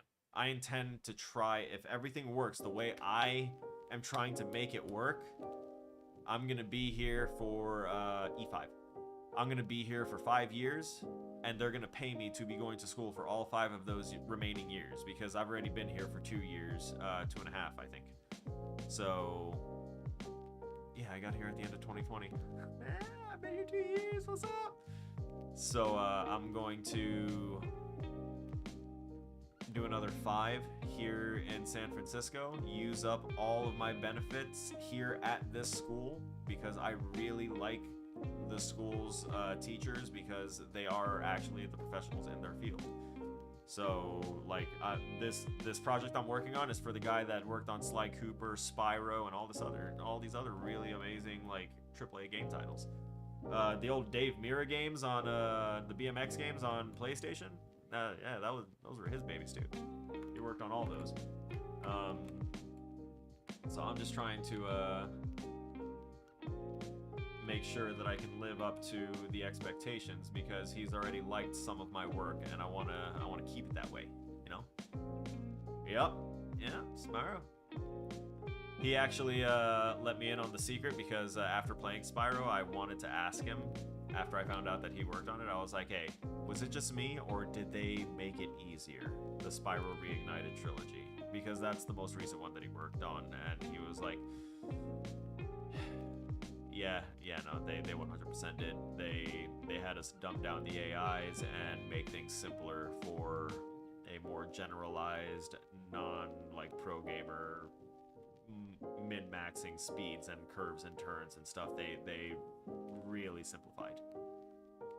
Talking shit while I was streaming it and was dude, how can you come into Spyro and be so mad? Yeah. I people are really really special, really different. That's what I'll say on that. There's been very, very many folk that really just thrive on the negativity. And I don't know why. I don't know what happened in their lives where they feel that trying to upset others is something that they should strive to do. Like, why? Just looked it up. Yeah. So I get that. If you didn't look up the disability rates either, I'm capped out on that. So you stack those up every month that I am attending school for the entire month in person. If I miss however many if school isn't going on for however many days out of that month, they will make sure that an appropriate amount is chopped off of there. So I love when the semester starts up on the 1st and ends on the 30th, because then I get full pay all around for everything. But I can't do the winter intersession because it's so hyper compressed. It's basically what Collard is doing, but I can't do that. I can't. My brain doesn't quite work the way that it used to be able to function with that. So I need to be able to split things up and focus on them one at a time calmly, or else I'm going to be too frazzled and I'm gonna burn out like immediately. So I can't do the winter intersessions, but I can do the summer. I can do the summer semester. So basically I am in school for spring, summer, fall, and then for December and January, the winter months, I am not in school. So I basically have to keep stacking that up and saving, making sure that I put some into savings outside of my grotesque spending and trying to help people. And I'm trying to make sure that I have enough for next winter savings, that I don't screw myself like I did this time. I want to be able to come out of the winter months and go into school and still have like 5 figures in my bank, as opposed to now having like nothing because I had to wait almost 3 months to get paid because of how that all works out, because they have to certify it at the beginning of the month and then you have to go through the whole month and then they'll pay you at the beginning of the next month. It's blah, blah, blah. And then this month, for some reason, they've been sending out some weird shit that's been making me scared. I got an email saying, hey, we're confirming everyone for this month because there's a change in the system that's going to be implemented and it's going to screw things up for some people. So we're just going to auto confirm everything. And then I just got something in the mail that says, hey, because something was confirmed too soon by your school, you're not set up for receiving money. But that would just be for the bigger sum of money. I still get my disability, which is enough to pay my rent and get me some food, so I'm not really tripping about it. I can argue with them about it for the first week and not have a real issue, but after that I might have some problems.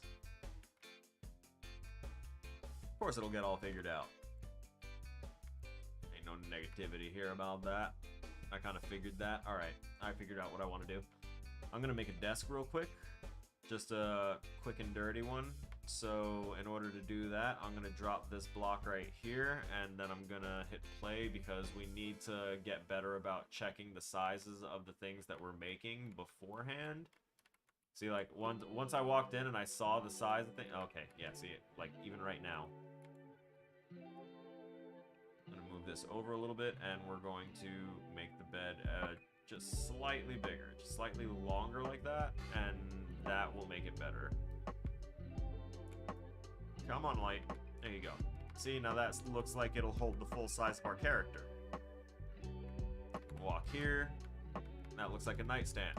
That looks like a nightstand. Ignore the lights that are freaking out and going absolutely nutty.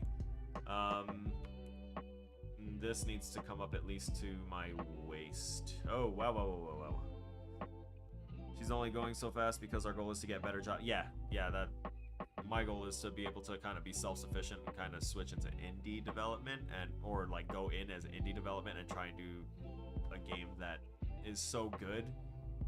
Even if it's a simple story and simple stuff like that, I want it to operate so perfectly that people are like, you know, it's not much, but goddamn, this is definitely a passion thing because it's perfect in its play. I want to raise the standards because what people are putting out nowadays is making me very, very, very, very upset. Let's see. I only read part of it before I started going off. And then push on the housing market. There's that too. My goal is to retire them in 5 years. So that's another thing that I'm actually going to be looking into once I am able to get work, because I can't sign up for the VA home loan unless I have actual work to pay it off, because they're not going to count the VA disability pay that I'm getting or anything like that. So I need to have actual income. And that's why I'm going to have to try and like put out games, prove that I have income, and I'm trying to go ahead and someone I know went from nothing to 42 mil in 7 years. Jesus Christ. So the VA home loan can be used any number of times, and it doesn't actually have an upper limit. I just have to prove that I can be able to pay that off, and I have to live in that place as my primary residence for the duration of the time I'm paying it off. Once I've paid it off, I can do whatever I want with it because it's my place. And then after I do that, I can just sign up for another VA home loan. So I found out that a lot of vets go ahead and go into, you know, the housing market because they just sign up for the VA home loan. They live there, they pay it off, they get roommates to pay it off faster, and then they just go ahead and they dip out once they're done. And then they rent out the place or they sell it. If our end works out when you finish school, you won't have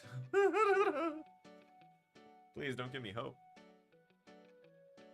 Don't give me the hopes. There's nothing more dangerous than hope.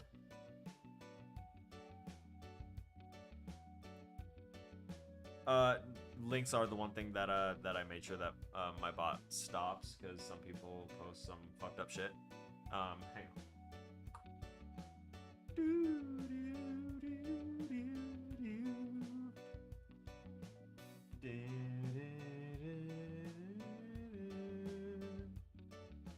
I can get rid of that. I can get rid of that. I didn't answer her an hour ago. That's fine, I'm sure.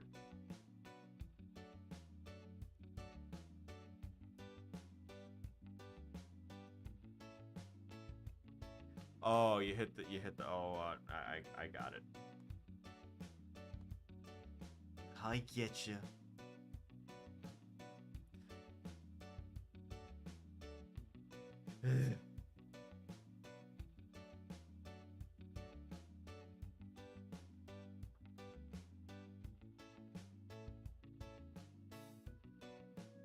Y'all are incredibly, incredibly kind. I don't know how I would be able to handle trying to even accept, or I don't know how I would begin to accept that level of kindness and generosity, but even being offered that level of kindness and generosity is a absolute pleasure, and I thank you guys.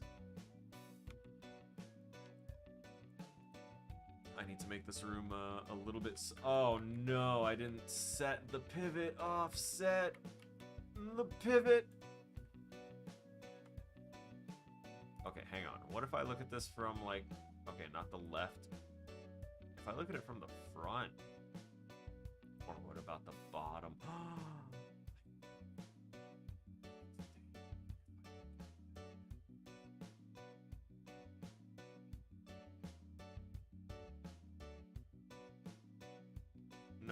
Nope, it won't let me.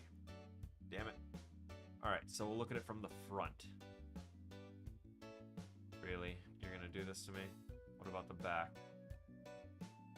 None of the orthographic views let me move the fucking pivot. I can only do it here in the perspective. Alright. Got it!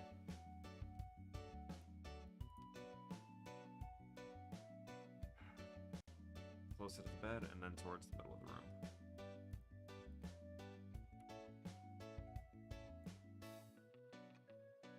Closer to bed, closer to middle of room.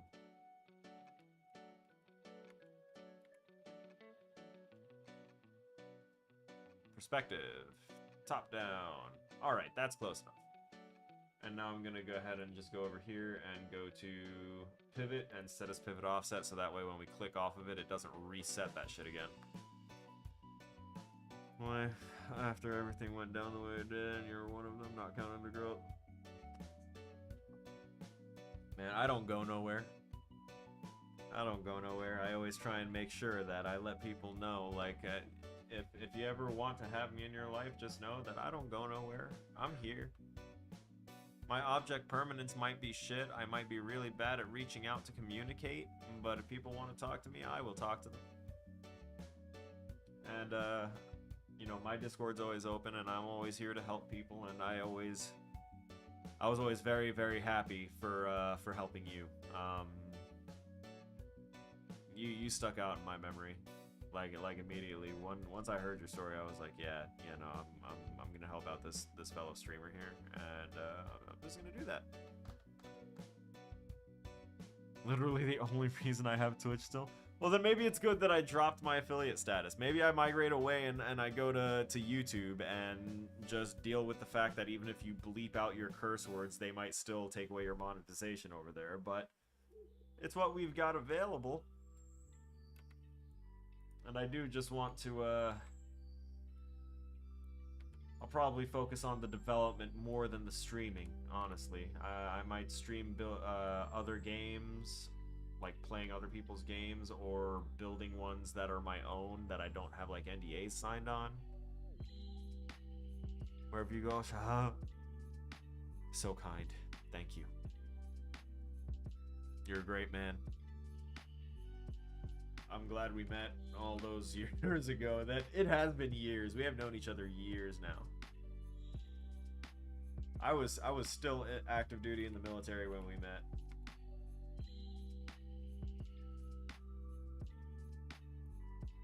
I think I may have been in Korea or had just gotten to Germany.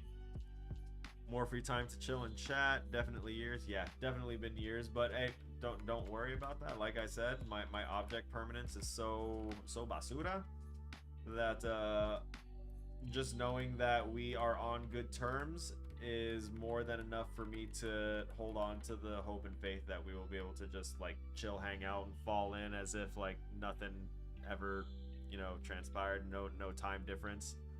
Coming up on a decade. Woo! We're over the hump on that one. Fuck yeah. It's been the same thing with me and a close friend of mine, my friend Natalie. We've been friends since high school, since like practically my first week of high school, and we've been friends ever since. And it's the same thing. Like we barely talk because we're doing our own thing. We're living our lives. We have our daily routines and stuff, and you know, not really a whole lot of time to work in trying to keep up with the people that are immediately in our lives, as well as X amount of people that we've known throughout our entire lives and stuff like that. And before the internet, everyone, you know, had to go all these long periods of time without talking to one another, and then they'd catch up. But now, because of the internet and being able to communicate all the time, people are always like, why aren't you talking to me more? Well, bitch, we just talked yesterday. What do you want me to tell you? Nothing new has happened. Nothing to report.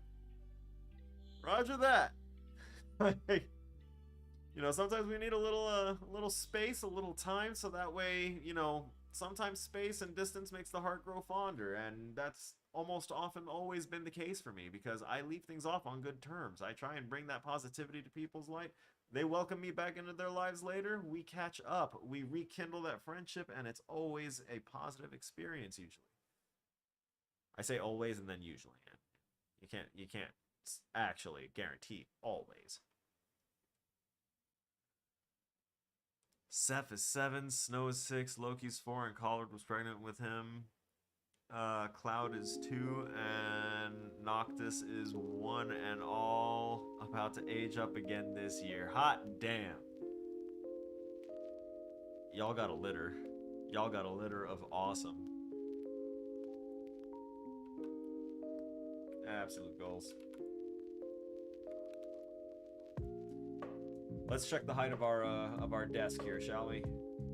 Come on now. There you go. So if I were to sit there, that would feel okay.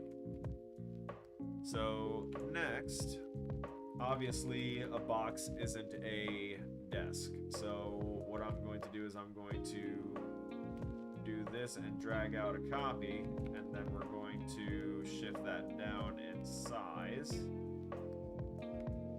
Drop it down here a little bit. They're not allowed to have drawers because they are in an insane asylum.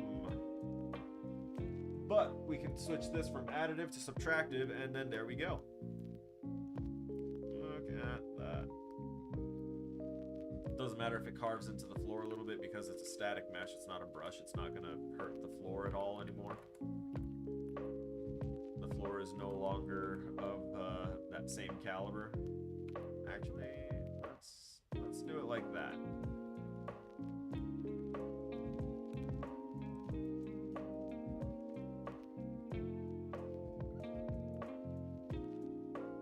I know how I want to do it. We're gonna do that, and then I'm going to pull out another one.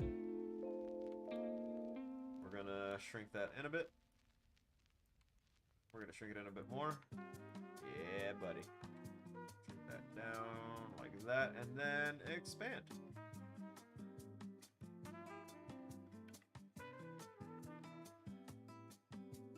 Yeah, that should be fine.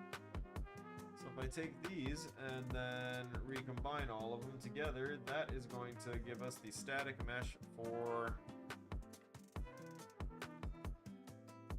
table.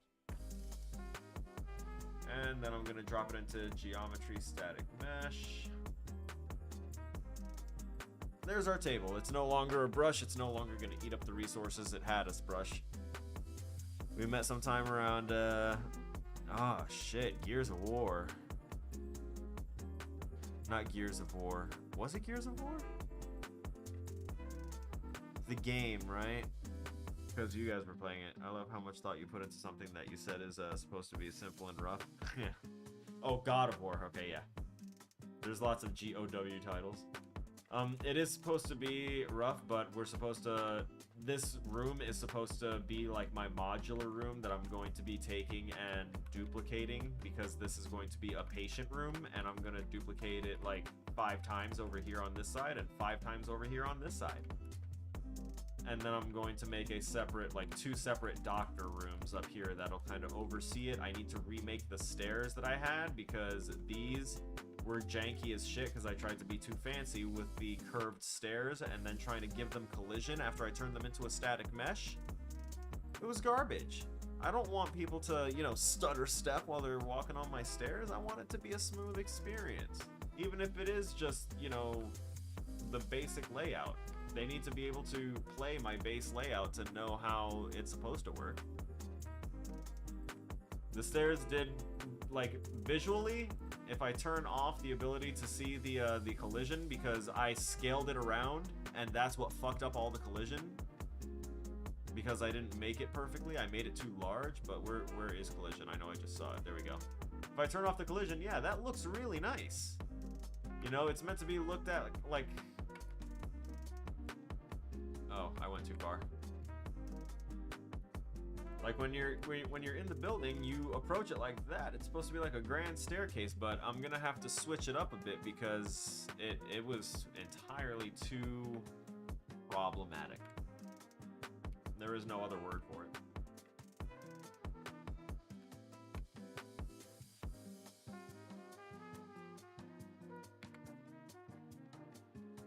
I'm gonna say I know I set the offset for this one. It's the first one that I did.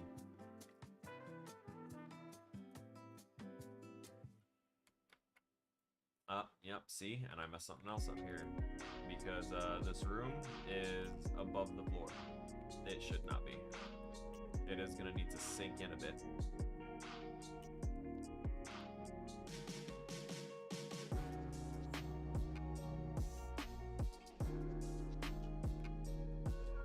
It's not popping up or out.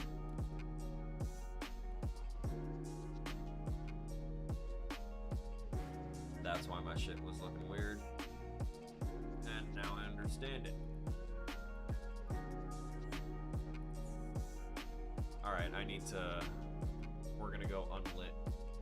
Because that the lights and the constant adjusting is starting to bother me, and in the perspective. Let's see. I want those in my house. What was making them glitchy? Oh, okay. So, I can explain it. So, I made these from separate geometry brushes, so it's actually about like 5 or 6 pieces put together. So we have this set of stairs, ignoring the banisters. We have the stairs, which are 2 separate brushes, the curved stairs, which were 2 separate brushes, and then this middle platform, which also runs underneath them, that they all connect to. So that's 2, 4, that's 5 pieces, not including the banister. Now, these top parts was okay, because I made the collision for it. If we go ahead and go back to show collision, you can see that the collision box for this, it's a very faint outline right here. But you can see that that's there. That is basically a ramp, so that way the player doesn't actually stagger step on every single step, and I don't have to put a super complex mesh, which eats up a lot of resources. I just put a nice ramp and it looks like the player's walking down the stairs. That's all they need. But since I did the stairs the wrong size, because I wasn't scaling things to the character properly, I was just kind of building, like rapidly trying to build, and my eyes are often bigger than they should be. So I saw things as larger than they needed to be. And so when I scaled this down, it scales down individually each individual component attached to the mesh, which includes each individual collision. So by scaling this and making it larger or smaller, the collision all scales individually as well. So you'll notice this one on the stair, as I make it smaller, more and more of these stairs no longer have collision on them.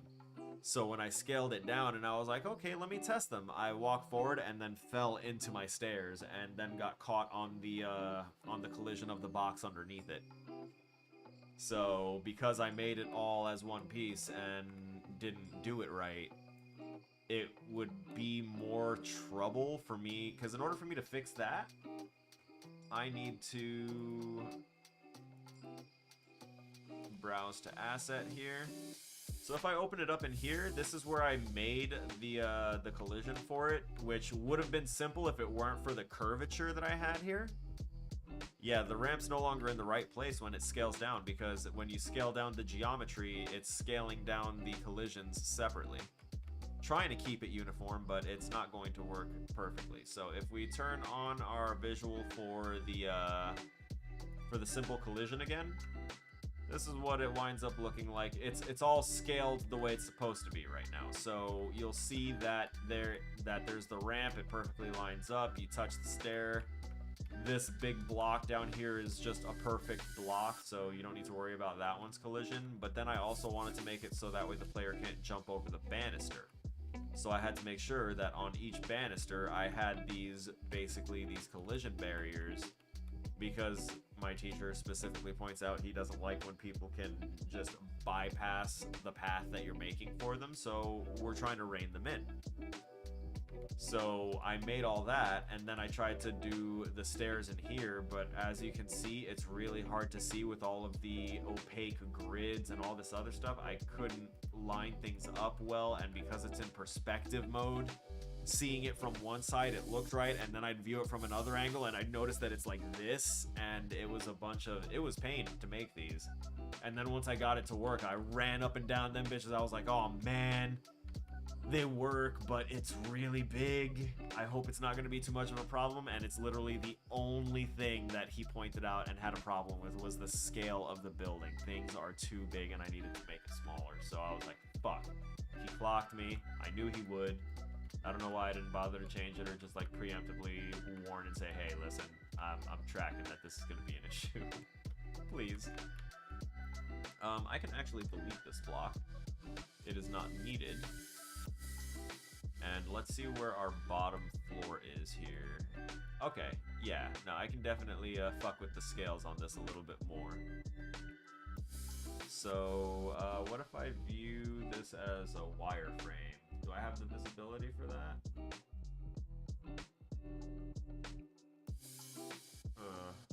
No, not that. Alright, so I'm gonna go from unlit to wireframe. How do you have enough time to build them again just to scale? Oh, do you have enough time to build them again just to scale? No. Not really. I'm just going to make it into less of a curved stair, and I'm just going to... The intention is there. So instead what I'm going to do is I'm going to do the 2 stairs that worked well at the top, and I'm going to make sure that they are the right size before I go ahead and proceed building. Like, I'm going to make sure that they feel right, and I'm going to make the banister, and I'm going to make it right, and then I'm going to duplicate that stair over to the other side, make sure they kiss right in the middle, and then they're going to just join into a bigger, into another stair.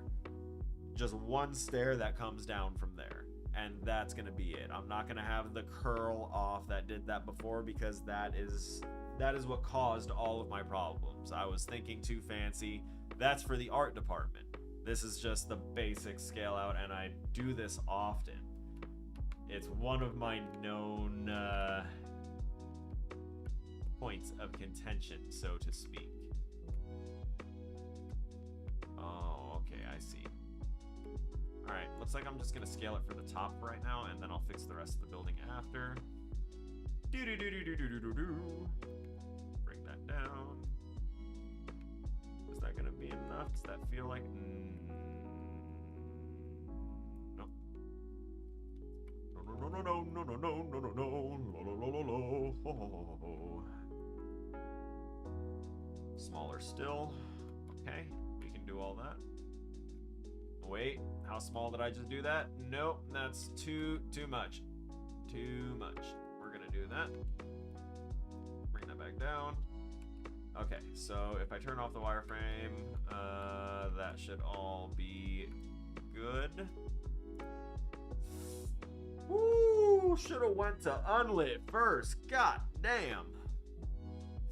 See, I've often gotten scolded for some of my projects because of how much time I'd take going out of scope and making things too large and stuff like that. So it's something that I really need to get better at, because now it's just a habit that isn't productive to me building better environments.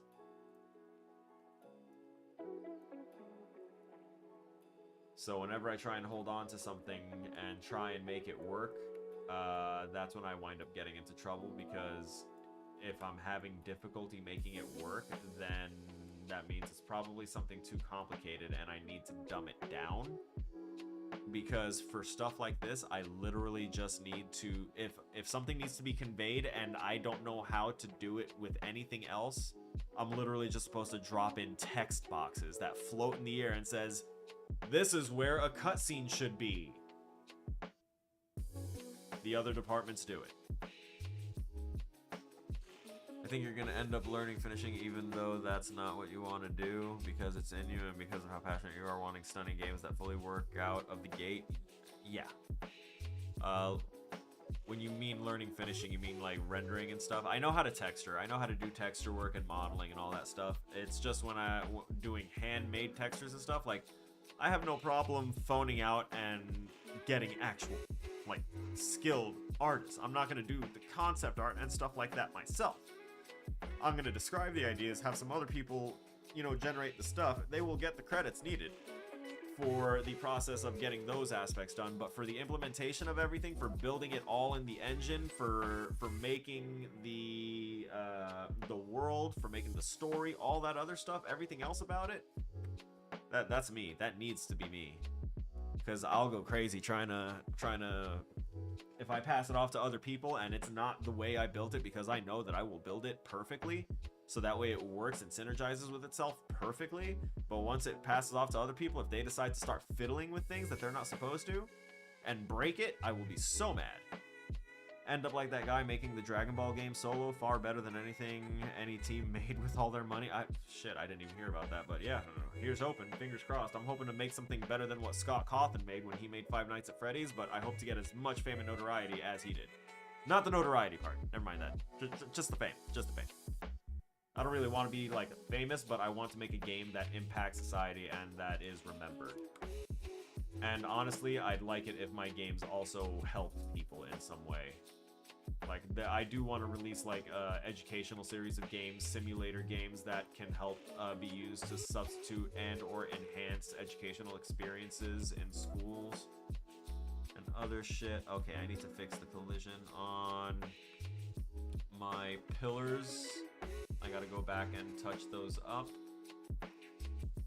because they are not being what they need to be unless I flip them. Transform mirror on Z.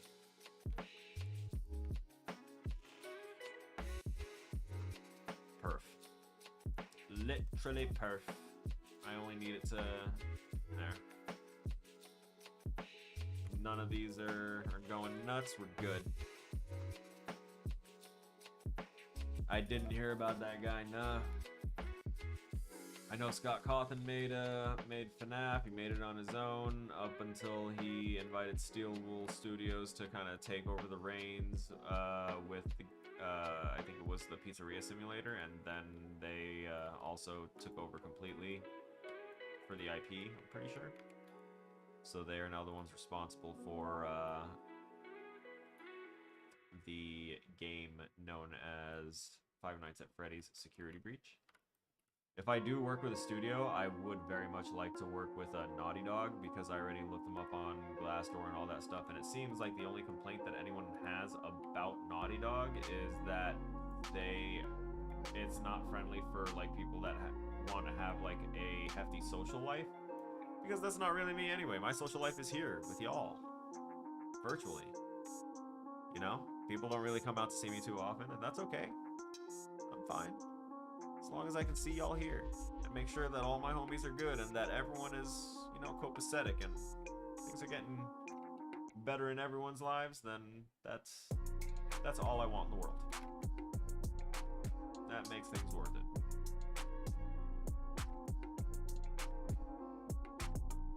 I need to scale this door now. And I haven't actually turned it into a door because this is going to be a door that will be a static mesh that I'm going to use in a blueprint to make it open and close. But I'm going to need to offset the pivot for it. Oh yes. Yes I am.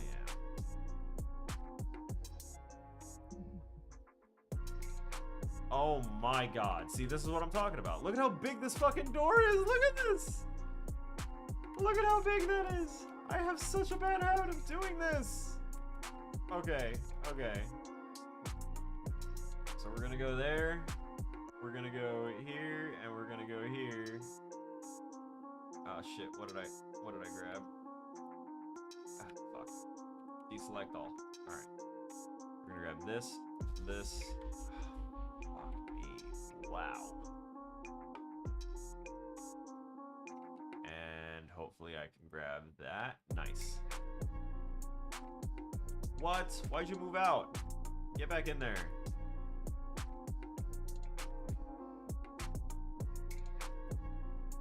Gosh, okay. Now we can grab all of these again. And now what we're gonna do is we're going to scale down. The width seemed good. It's the height that is being a problem. Yo, that looks like a good jail door right there. Yo, what's up? I need to borrow that. I'm taking that downstairs as soon as I check the height. Because we ain't doing that. Oh, yeah. Yeah.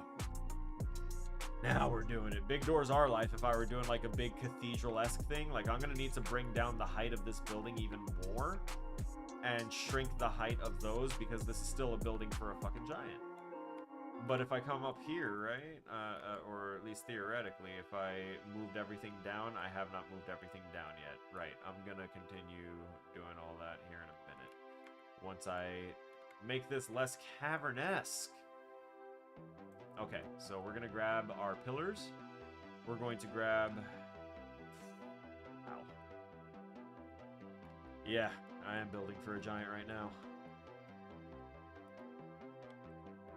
Scary part is you said it was... Yeah, it was bigger before. It absolutely was bigger before.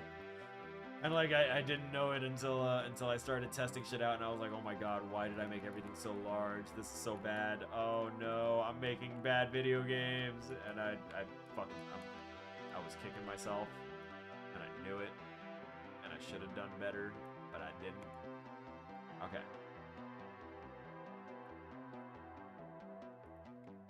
Let's see if that looks like a more reasonable height. Nope.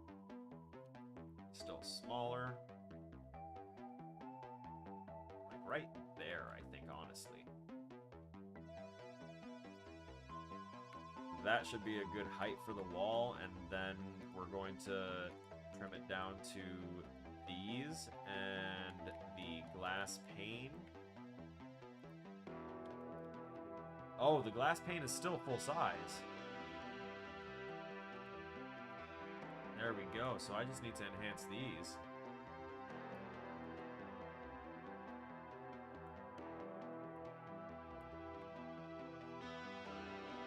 Okay, so maybe it did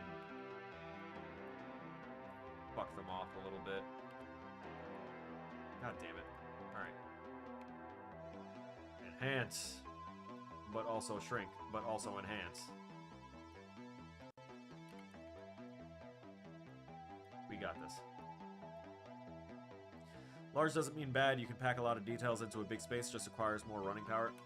That is true. That is true. If you want to make like a very, very large space that you don't need to like have load screens in between, you build it large, but it is going to still be, it's going to be extra resource intensive because of that. It's kind of like when you enter in certain old video games, there's those places that they made really, really big in scale, but when you enter it, you know you entered the zone for it, because as soon as you did, you could tell everything starts chugging slower and all of your resources just go to shit. The optimization's just bad in the area. That's why. It's because of all the resource use from trying to build big and have it all in one unified space.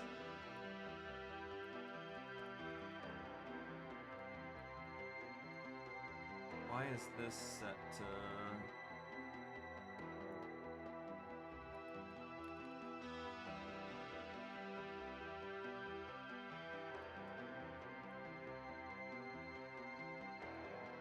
I don't know why it's like that.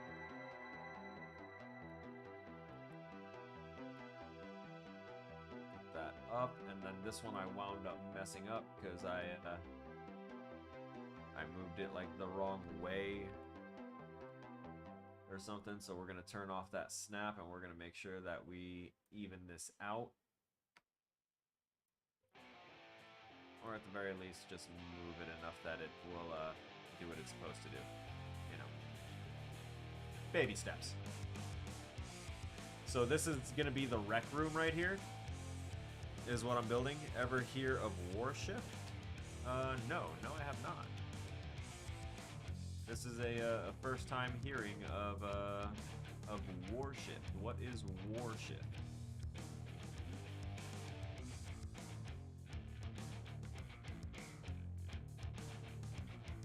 This is the glass that I didn't fucking grab up with everything else.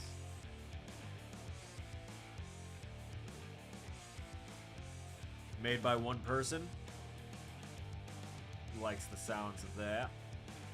Good, strong, indie developmental man. How do he do?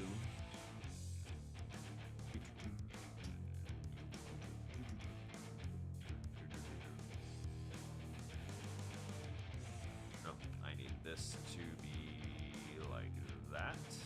And I need all of it to just kind of sink back in here just a little bit. Perfect. Right? Wait, did I fuck that up? No, that's just the clear thing. Okay. Yeah. Oh, yeah, yeah. Okay. We need you to be, like, on par with everyone else. So, get back down now.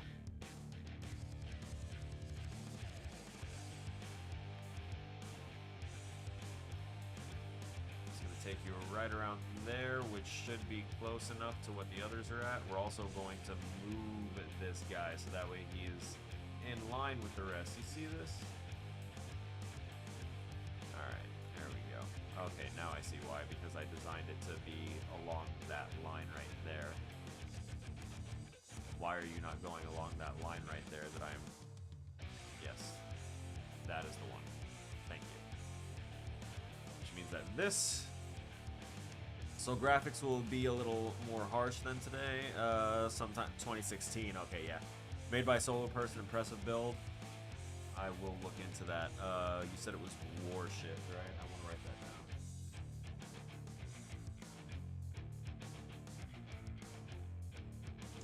Oh, I had a squeak happen from my goddamn charcoal pencil. Okay.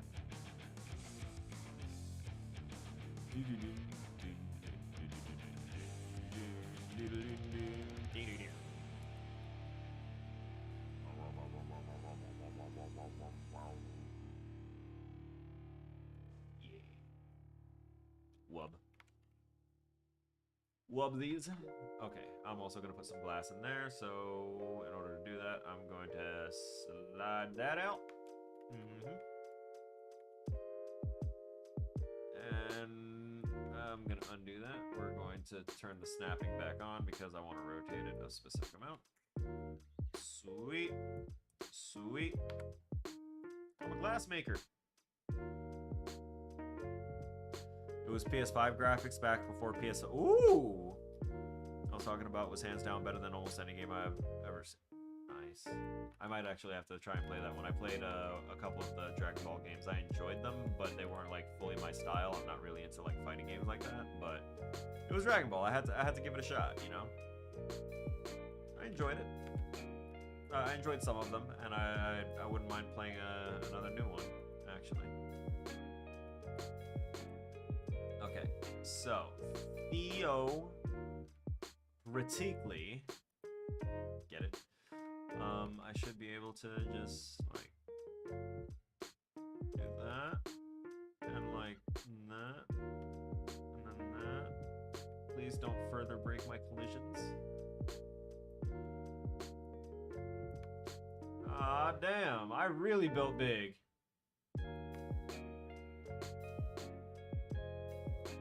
Alright, now I need to... There you go.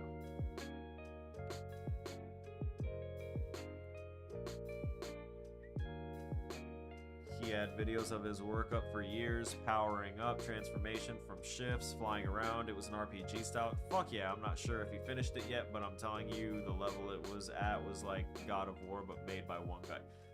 See, that's impressive.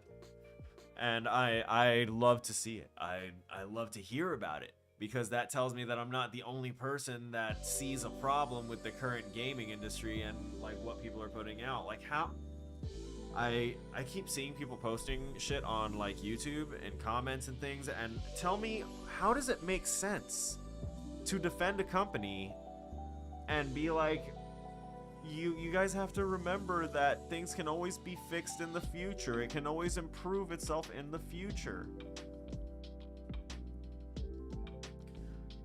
Are you gonna buy broken shit from the supermarket or the store? No, then why would you buy a broken video game? Expecting them to fix it later, when they don't even have the common decency to give it to you functional. When they don't have the decency to give it to you with that baseline standard that everything is going to work the way it's intended to. And the thing is, their development cycles are all now rushed. It's all crunch time because they just want to put out quantity, because they just want more money. I want quality. I don't care if people don't vibe with my game, fine. But if my game at least gets the recognition of it's a good game because it was made well, and that can get that recognition, I want other people to at least realize what a good, well-made game can do, and when they don't have to worry about this needs to be fixed, that needs to be fixed. We wanted to do this, but we didn't fix it in time before we released. And no, I will release shit on my schedule, and it will work, and it will definitely work.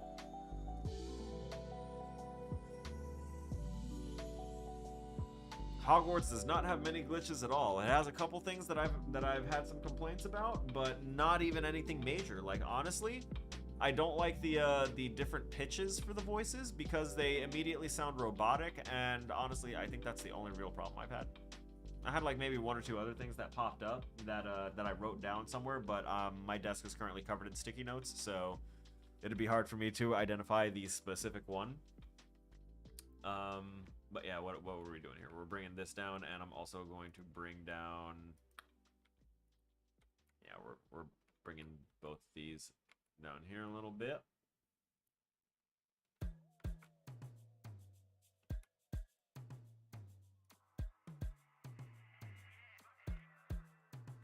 Yeah, buddy.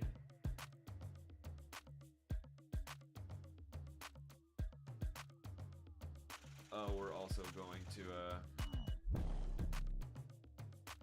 matte brown this desk. It'll get a candle as well. We're gonna make sure that all of our stuff is touching the floor, and then we're gonna group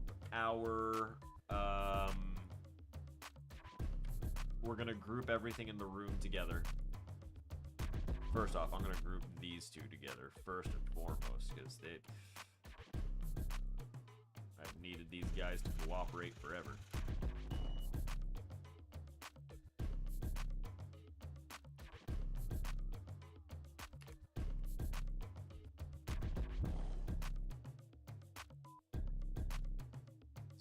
Slow down.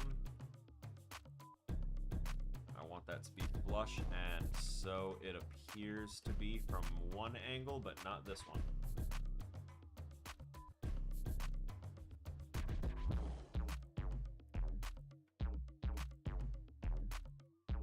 Alright. And that still looks good on this end. Perfect, actually. Alright. So the rest of this can get selected and shifted down. Let's see. I ran into one glitch that will stop me from getting the platinum until they patch it, or unless I play it all over again. It's a side quest. You can do something earlier, and if you do, you won't be able to do what you need to when the side quest opens. Oh. One of the reasons I want to help your dream come true because I believe in what you're doing. Thank you. I support you because it's you, but I want to even more because of what you're trying to do. God, I love you. Please stop. You've already got 2 wives. Don't add a husband to it. Ugh. All right.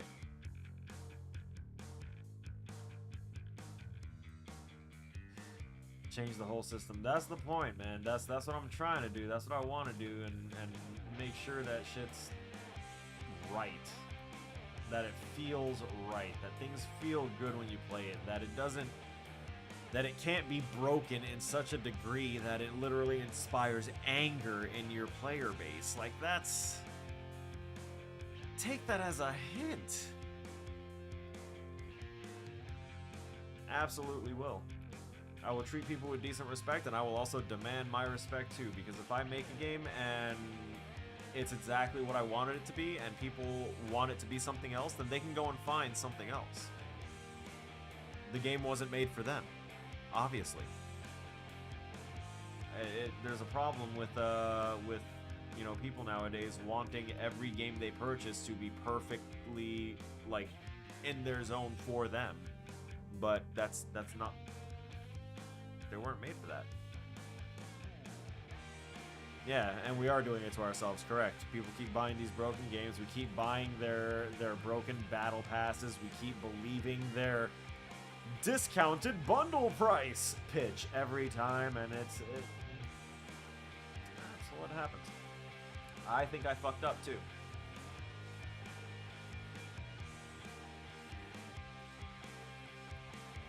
I'm not sure how much of this is going to be good here once I shrink this.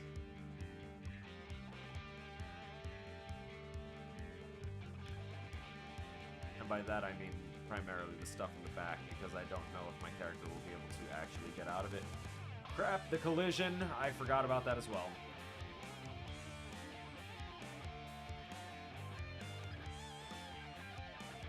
We're gonna have to see. I'm gonna have to unload. No, I'm just gonna move this over. Woo, that's bright. Hell yeah. I already made the room into a static mesh.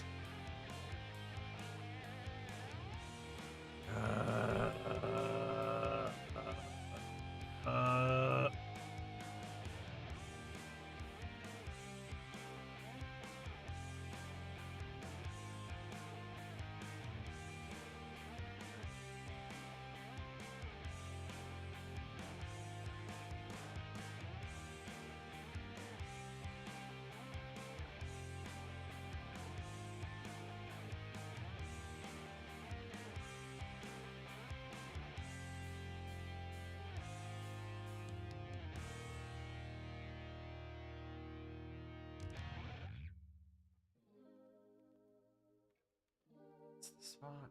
That's the sweet spot. It is. Okay. So I know what I'm gonna do. Fucking hate it, but alright.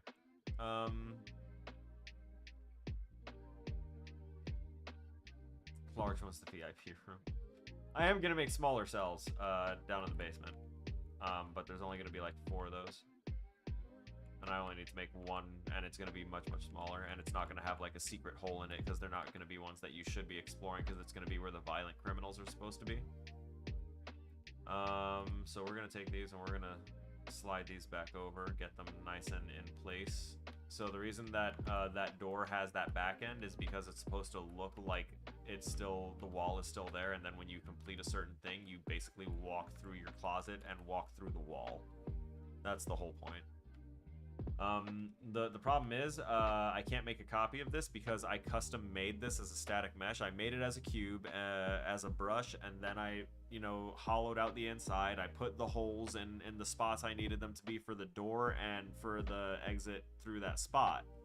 Custom made it all, and then I turned it into the static mesh, and I already put the collision on everything, and I'm really trying not to have to redo every aspect of my stuff.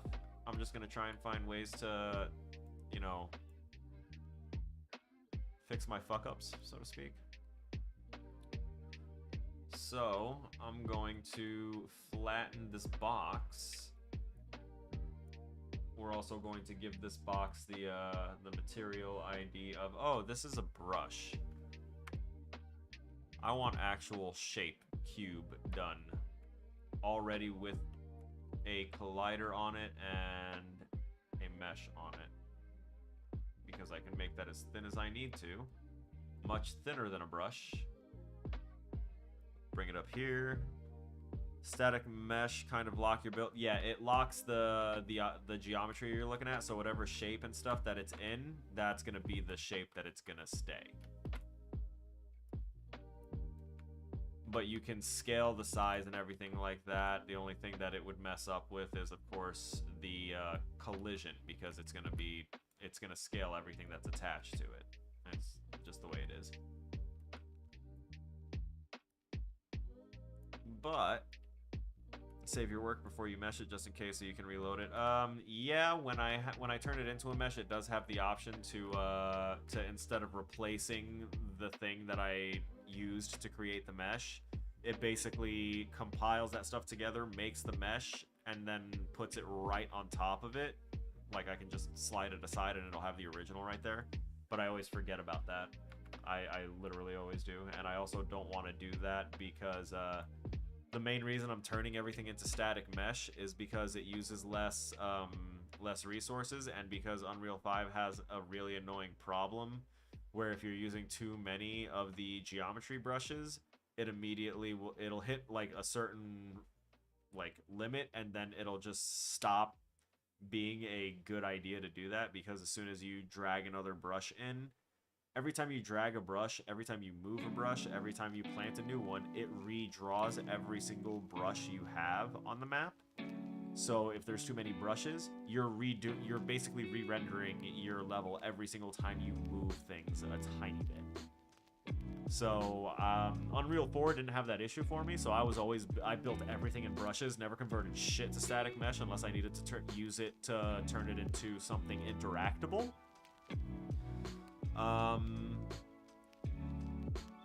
So if I were to do that, I would still have the brushes left behind, yes, if I needed to modify them later, but then I wouldn't be able to move anything because the brushes are taking up all of my resources. It's something that's very much upsetting me, and it's something I already explained to my instructor as well, and he said it's something that we're going to have to deal with for now because that's kind of been a thing for a while with Unreal. I'm like, yeah, I never experienced it before jumping to 5, but can't be helped, really. Quite literally, basically told, oh well, GG, easy.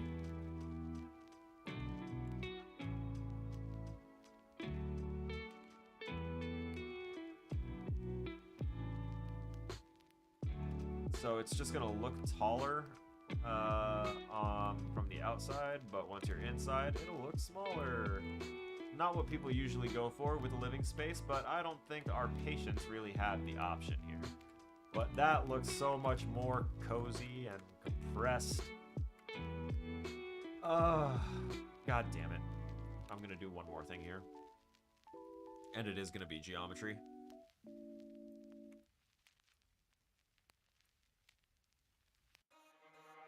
Wasn't saying don't convert, just save, so like right now you could scrap and toss in the unmeshed room. Yeah, but I don't have... Wait, what? I made a trick room? Yeah, no, I'm just gonna drop it down once I finish building it, but once I group it together, I want to make sure everything is built up in the room, because then I'm gonna make it a group of objects, and then I'm gonna move everything all together, all at once, nice and organized, and then I'm gonna duplicate the room over, like, fucking 10 times practically, and build the entire second floor right now.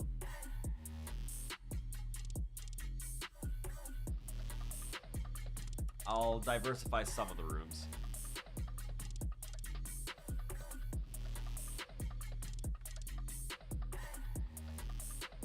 Okay, so we're looking good so far. I think if I grab up these... Oh wait, the chair, that's right, I was building a chair.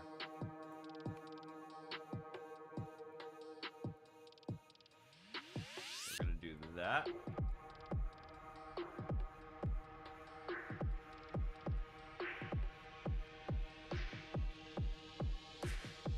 Drop this down here.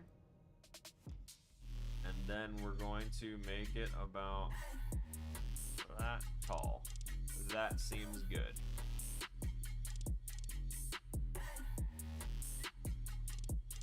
Think small. I think I have it down for you. Pretend you're building everything for hobbits. That way when you overbuild it, will be normal humans. That's fair. That's fair. It's just my camera angle and perspective, because right now looking at this, the perspective is what really kills me, because by looking at this, I feel like this is massive.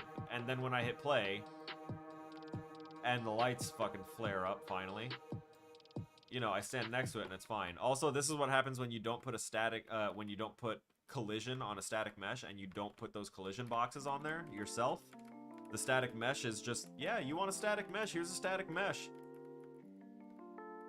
You have to literally tell and build out every single aspect of everything and instruct it what to do. Game development is so much more involved than people realize. That's why I can't stand when people are rushing and being like, oh man, they delayed it again. And I'm like, so the fuck what? Chill out. You got so many other games that got dailies and weeklies waiting for you to go back and pay attention to them. Go do those and let these guys do their jobs.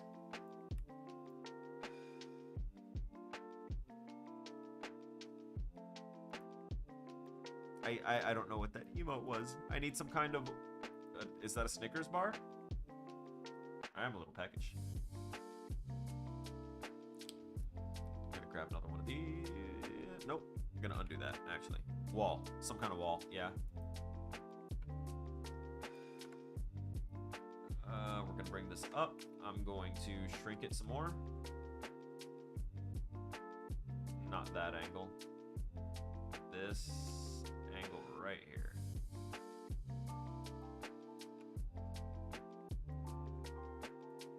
Subtractive.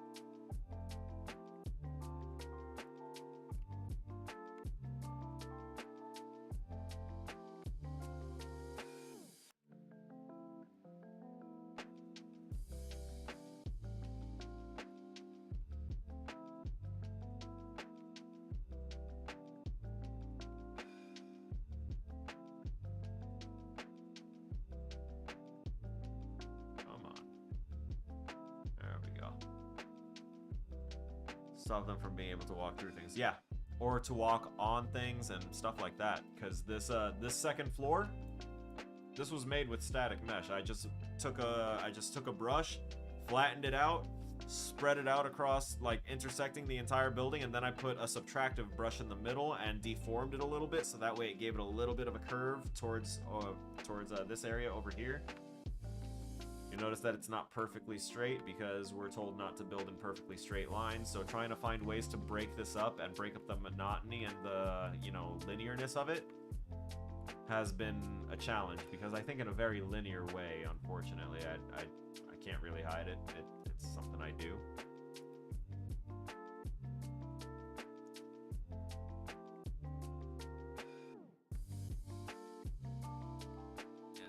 Ooh, look at you stepping up on that chair like that. Yes, Captain Morgan, yes. Find a thing I'm not supposed to be able to do. Well, no. No, if you're not supposed to be able to do it, I'm not going to put it in there. No, if you can do it, I intended for you to do it. That is how I will work.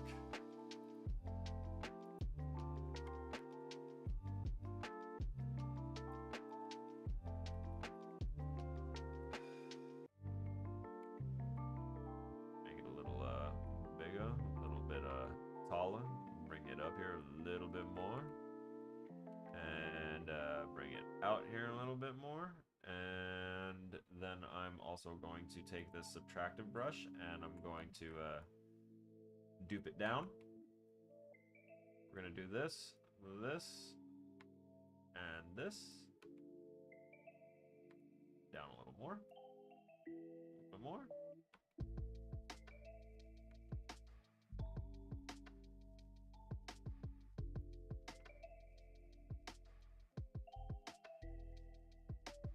Oh, undo that. I like the little glow that the edges have. That's a new thing for 5. It helps me see things a little bit more clearly. Okay. That should just about do... I can't help myself. I just cannot help myself. What is wrong with me?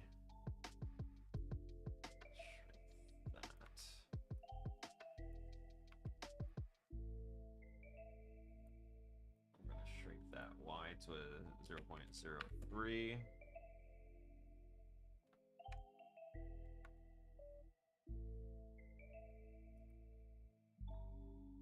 Yeah. And now we take this, we slide it over, we slide it back. Oh, what do you know?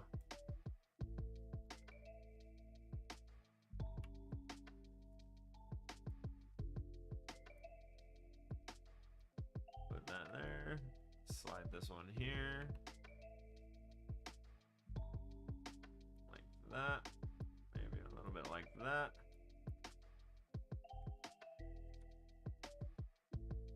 Slide this over here. And voila. So with these negative box brushes and this negative box brush up here and this very positive brush here, by your powers combined, I am Captain fucking Chair. Good call, Cap. Thank you. Thank you. I had to make sure, you know? I had to make sure for the scale. Look at that. Okay, so I need to bring in the middle one up a little bit more. That's, it's a little too up in my knees. Which means I can bring this one up a little bit more and expand that just a tad. I don't want to give these things full legs, which is why I didn't give the table like 4 legs, because in an asylum, you don't want to give them the option to be able to impale themselves, which would be done if they flip the table over and there's 4 fucking table legs or a chair or something like that. So I've been trying to really think out the design of this for a reason, because you're going to want to have like flat things that they can't hurt themselves with. Okay, so now I can grab up the rest of these and that and this, and then turn that into the mesh that is going to be chair. And I'm also going to be, you know, duplicating that chair a few times probably. But let's go into chair right here. We're going to give it a simplified box collision because we're not actually going to be sitting. And then I'm also going to give it the matte gray. I'm going to save that. And now I get to take that.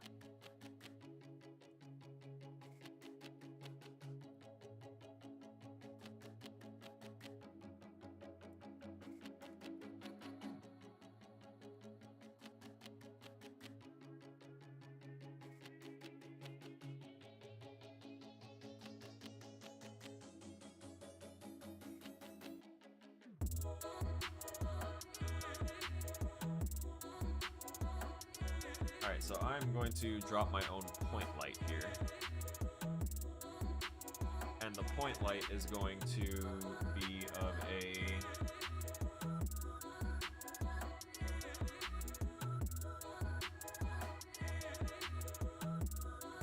blue variety. Desaturated blue variety, in fact. And we're gonna make sure that we set our, we're gonna set cast shadows to no. We don't want this light to cast shadows. This is gonna be kind of like an ambient light that helps kind of offset the darkness that's been happening. So the reason we went to advanced is because I wanted to, there we go. I wanted to find which of these was going to be the better bet.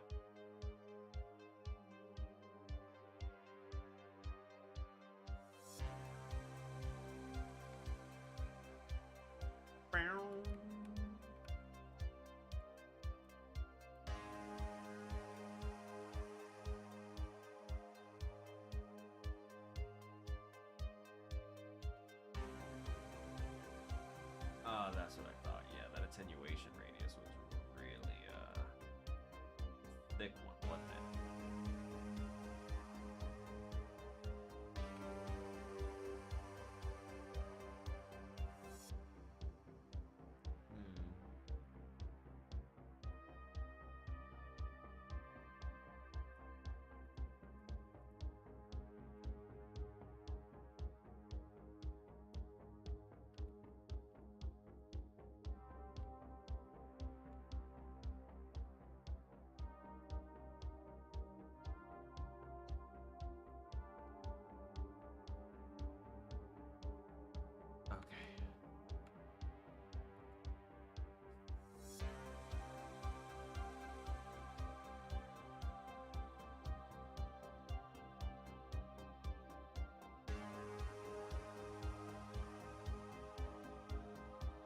I feel like these are just really, really bright. Candles. We're going to go into them and we're going to modify the light aspect. That's just the literal mesh for the candle. Let's go into our blueprints. We're going to double click the candle. Open up the blueprint. We're going to go into our viewport here. And in order to proceed further, we're going to go into our light. We're going to... Alright, so looking at our attenuation radius, I want to bring this back down. I want to bring this back down so that way it's like just touching there. Just a little kiss. A little kith.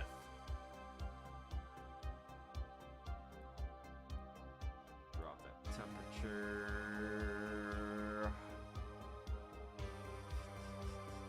I will set this to cast shadows though. No, we're gonna do that now. Okay, that feels a little bit smoother, but I feel like we're getting blasted out by the light. I think I found a hole. Bad game. No legs on the table so they can't hurt themselves, but candles. I think I found a hole. Bad game. It's for lighting purposes.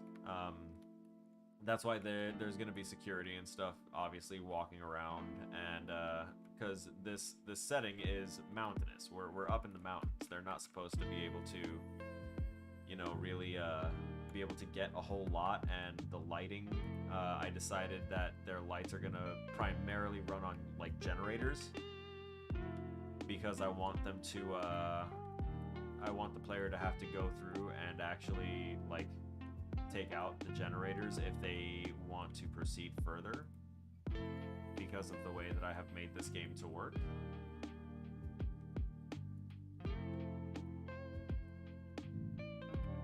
Got it. So I just gotta click those two as well. There we go. Very, very short legs on the bed for an intentional reason. Or they were supposed to be shorter, but I kind of made it a little bit big again. There you go. Very, very short. So much so that if you tried to impale yourself by throwing it on it, you might break your spine if you jump from high enough, but... Like, listen, if someone's truly committed, it's gonna happen, but not before orderlies can stop them from further injuring themselves if they survive, alright? That's just how it goes.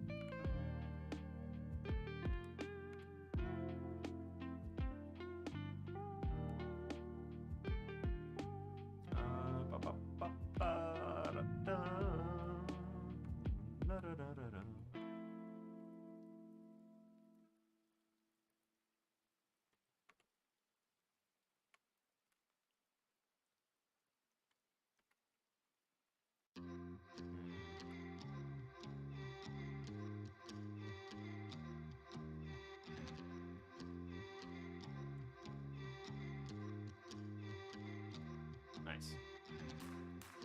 Duplicated the door. So we're going to take it, we're going to shift it up here. I'm going to use the new trick I learned that lets me move with the things that I'm organizing here. Slide you over here, and then we're going to rotate you about 90 degrees. Take a look-see. Oh my god. Wasn't that those stupid TikTok videos too? Or were those vines still when that was happening? When people were doing the thing where they would jump on like a plunger stick? Shit like that, because they'd get frustrated because they couldn't like do a flip challenge or some other things. So they were just like, yeah, screw it. And then they just jump ass first onto very inappropriate and painful things. Just bare ass too. Just went for it.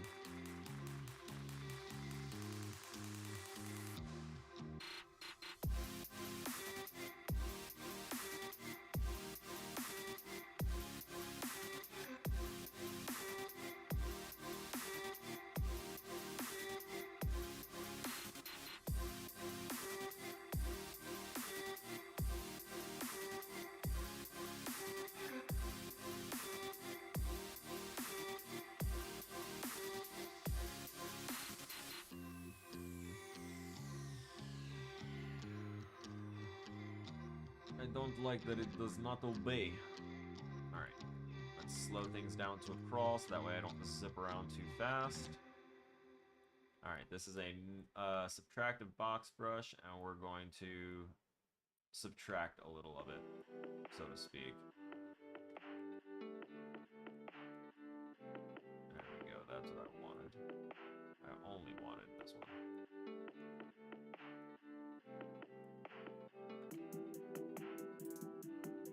right around there.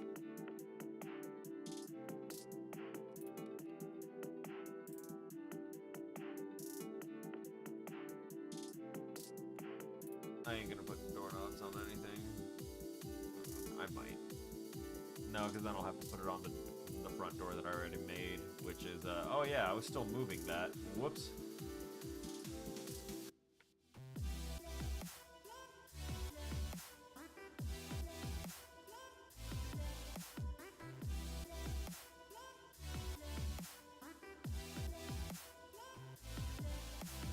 There we go. That lets the player kind of glance out here a little bit. I actually like that I have this extra surface area here, but we need to grab these cylinder brush pillars that I made.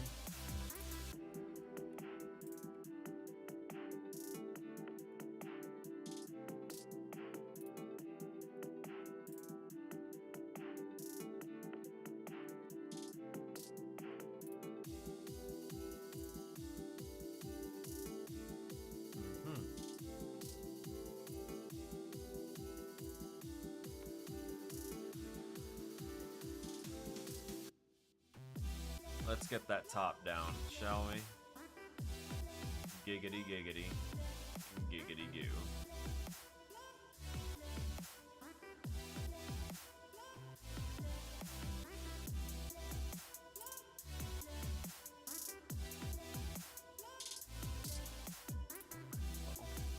Thank you.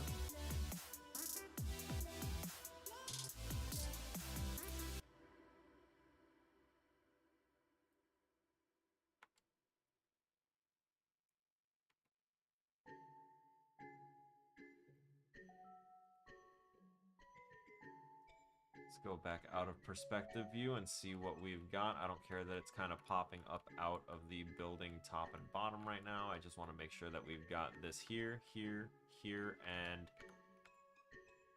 I want to make sure that this is actually like reading the way I want it to. Again, is okay, yeah. Tall, but not unbearable. Oh!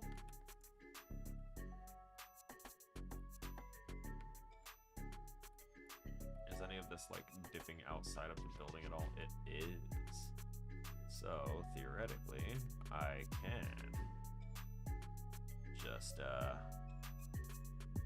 B-movie slide this. Of course, if I just kind of crunch that a little bit and then slide it in like, there you go. And does that still fix that problem? Does it fuck up anything else? No, it does not seem to. Okay.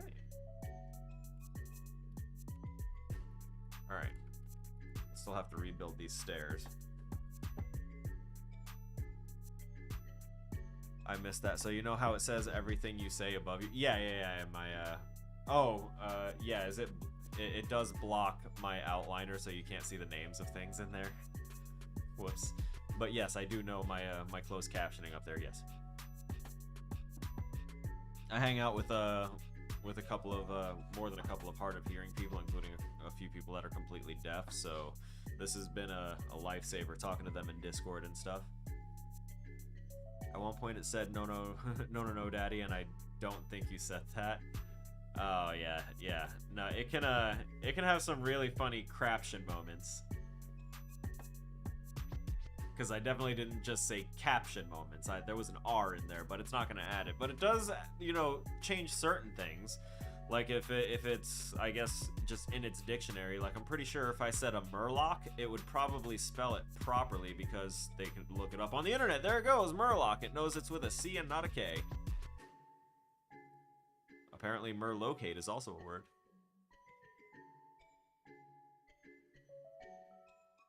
See, it goes crazy.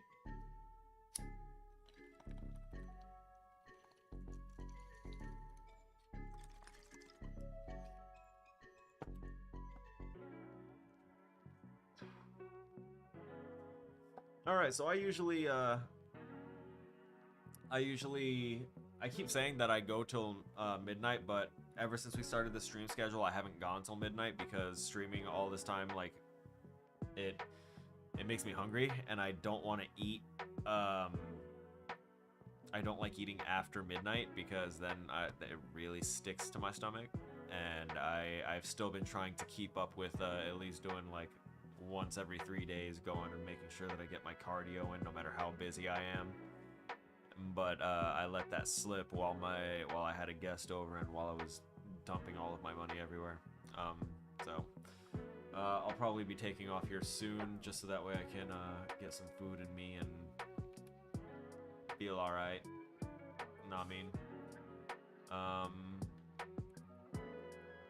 But I will go ahead and get this room kind of situated here now that we have our front door back in place. I'm mad that I haven't really been able to add anything new to this. It's just kind of been playing catch up with my core building beforehand.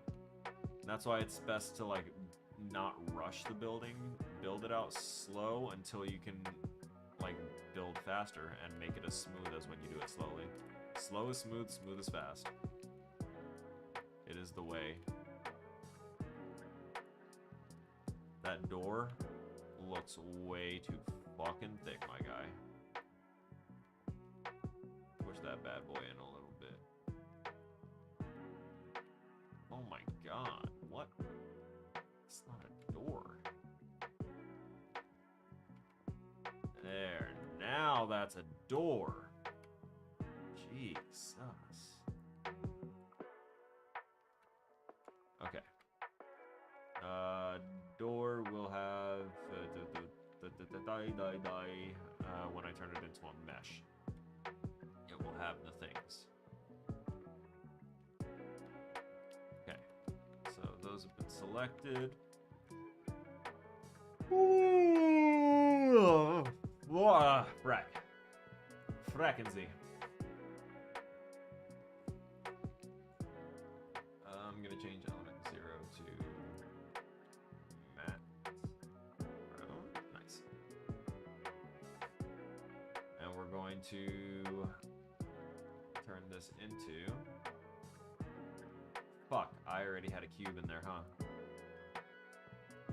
Yeah, I used cubes to make the glass. Silly me. Alright, we need to create this into a static mesh. And this is going to be door.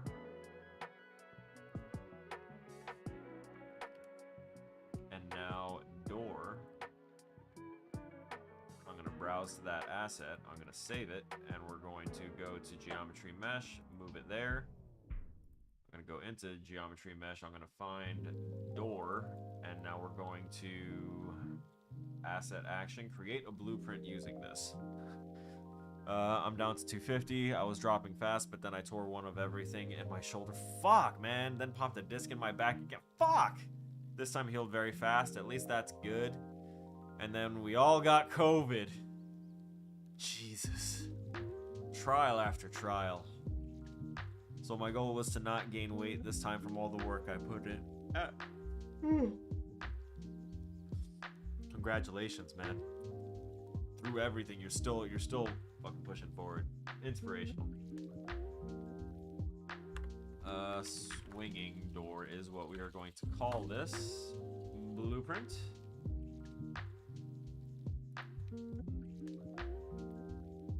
We're gonna make sure that our matte brown is on there. We're also going to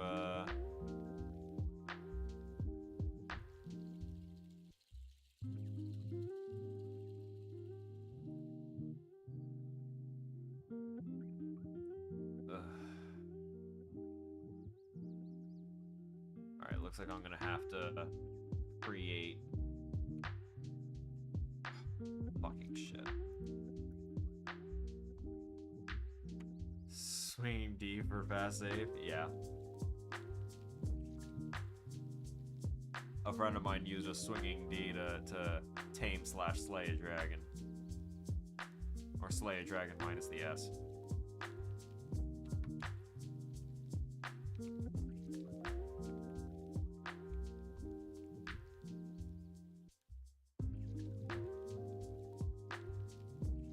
So I was hitting R and it wasn't letting me actually get into that. So I'm annoyed. But whatever. We just doing this. and this static mesh is going to have the glass material. And then I'm going to have to delete the cube that I have there acting as the glass material. Okay, and now we're going to also add box collision to this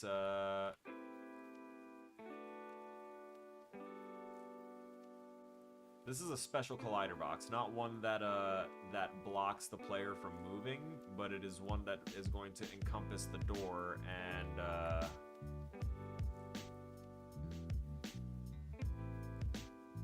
actually this thing needs to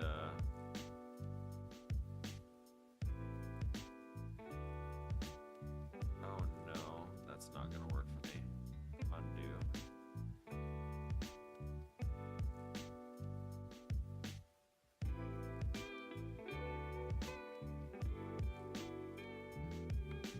Undo.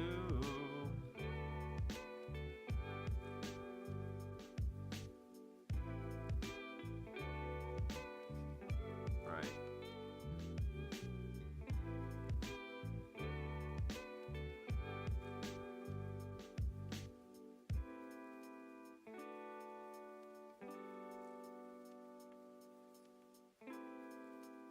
Okay, I'm gonna make it so that way when you approach the door, at least when it's an openable door, it will just vanish. I don't feel like doing the swinging animation for it. I'm running too low on time to really worry about that. So we added this collision here. So what we're gonna do is we're gonna go down to on component begin overlap. And now we're gonna go to other actor, and we're gonna type in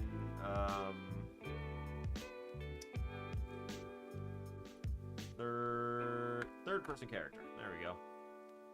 So when the third person character hits the door, actually let me visible is visible static mesh.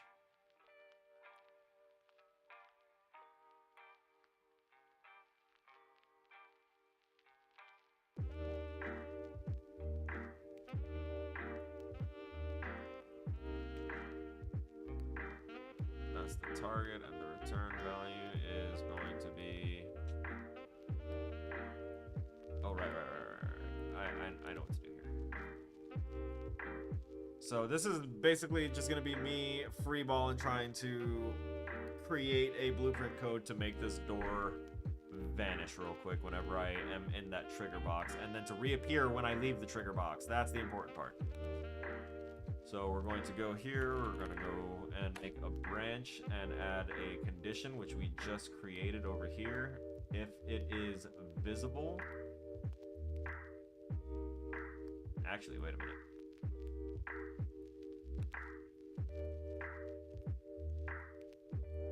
If it is visible, we're going to set visible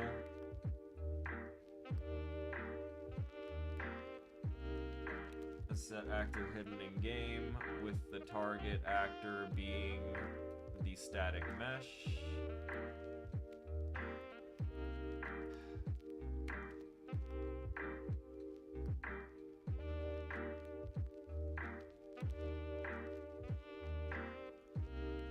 Yeah, target self should be fine, as long as it's not targeting the player. To hide the character. Okay, so clicking that should make everything invisible, and if it's not, sorry, if it is visible, it'll turn it invisible. If it's not visible, then it will make it, oh wait, no, I need to leave that. False will be empty. It'll be a do nothing, right? I think there actually is a do nothing. Nope, they got rid of it. Alright, so next we want on component end overlap, right? So we go back to, that was the wrong thing. We go back to box and we scroll down. Yeah, essentially. Overlap all dynamic, that's the preset, character step up on for the box.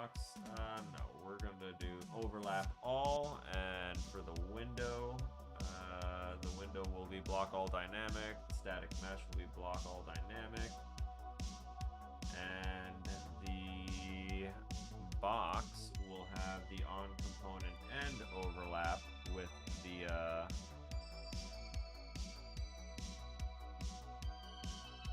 Can this one also go in here? Oh, it can. Nice.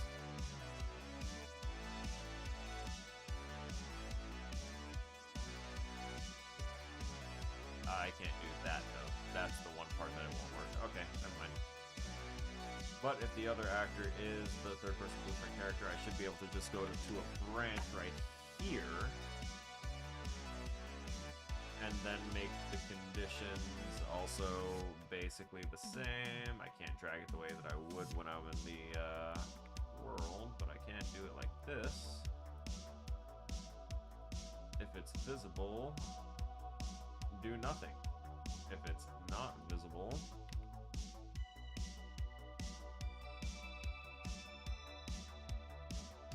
make visible. Compile. Blueprints. I want to make sure that I save that. And rather than bring the whole room down to go ahead and test it, I should be able to, first off, I need to tack that cube the fuck out of there. Alright, so now all we have left is our... Oh, wait. I'm going to replace selected actor with swinging door blueprint. There we go. So, theoretically, if this works, it does not work. Congratulations. Okay. Oh, wait a minute. I should have left the box to see. Okay, so let me enter it. Let me leave it. Not doing anything. Not working. Okay, so, we'll go back into here, and let's see what we do.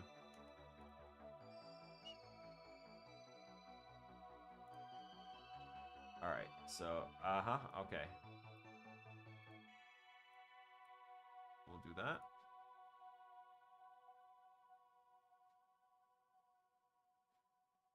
And what about this? Because I know that happened on one of my other ones, so we're going to Control-Shift-S, save all, and then we're going to hit play again. Random flashing is always gonna fucking end me here. Oh, man! I might need to get rid of that pillar. Okay, that didn't fix anything either. The flashing is really bugging me.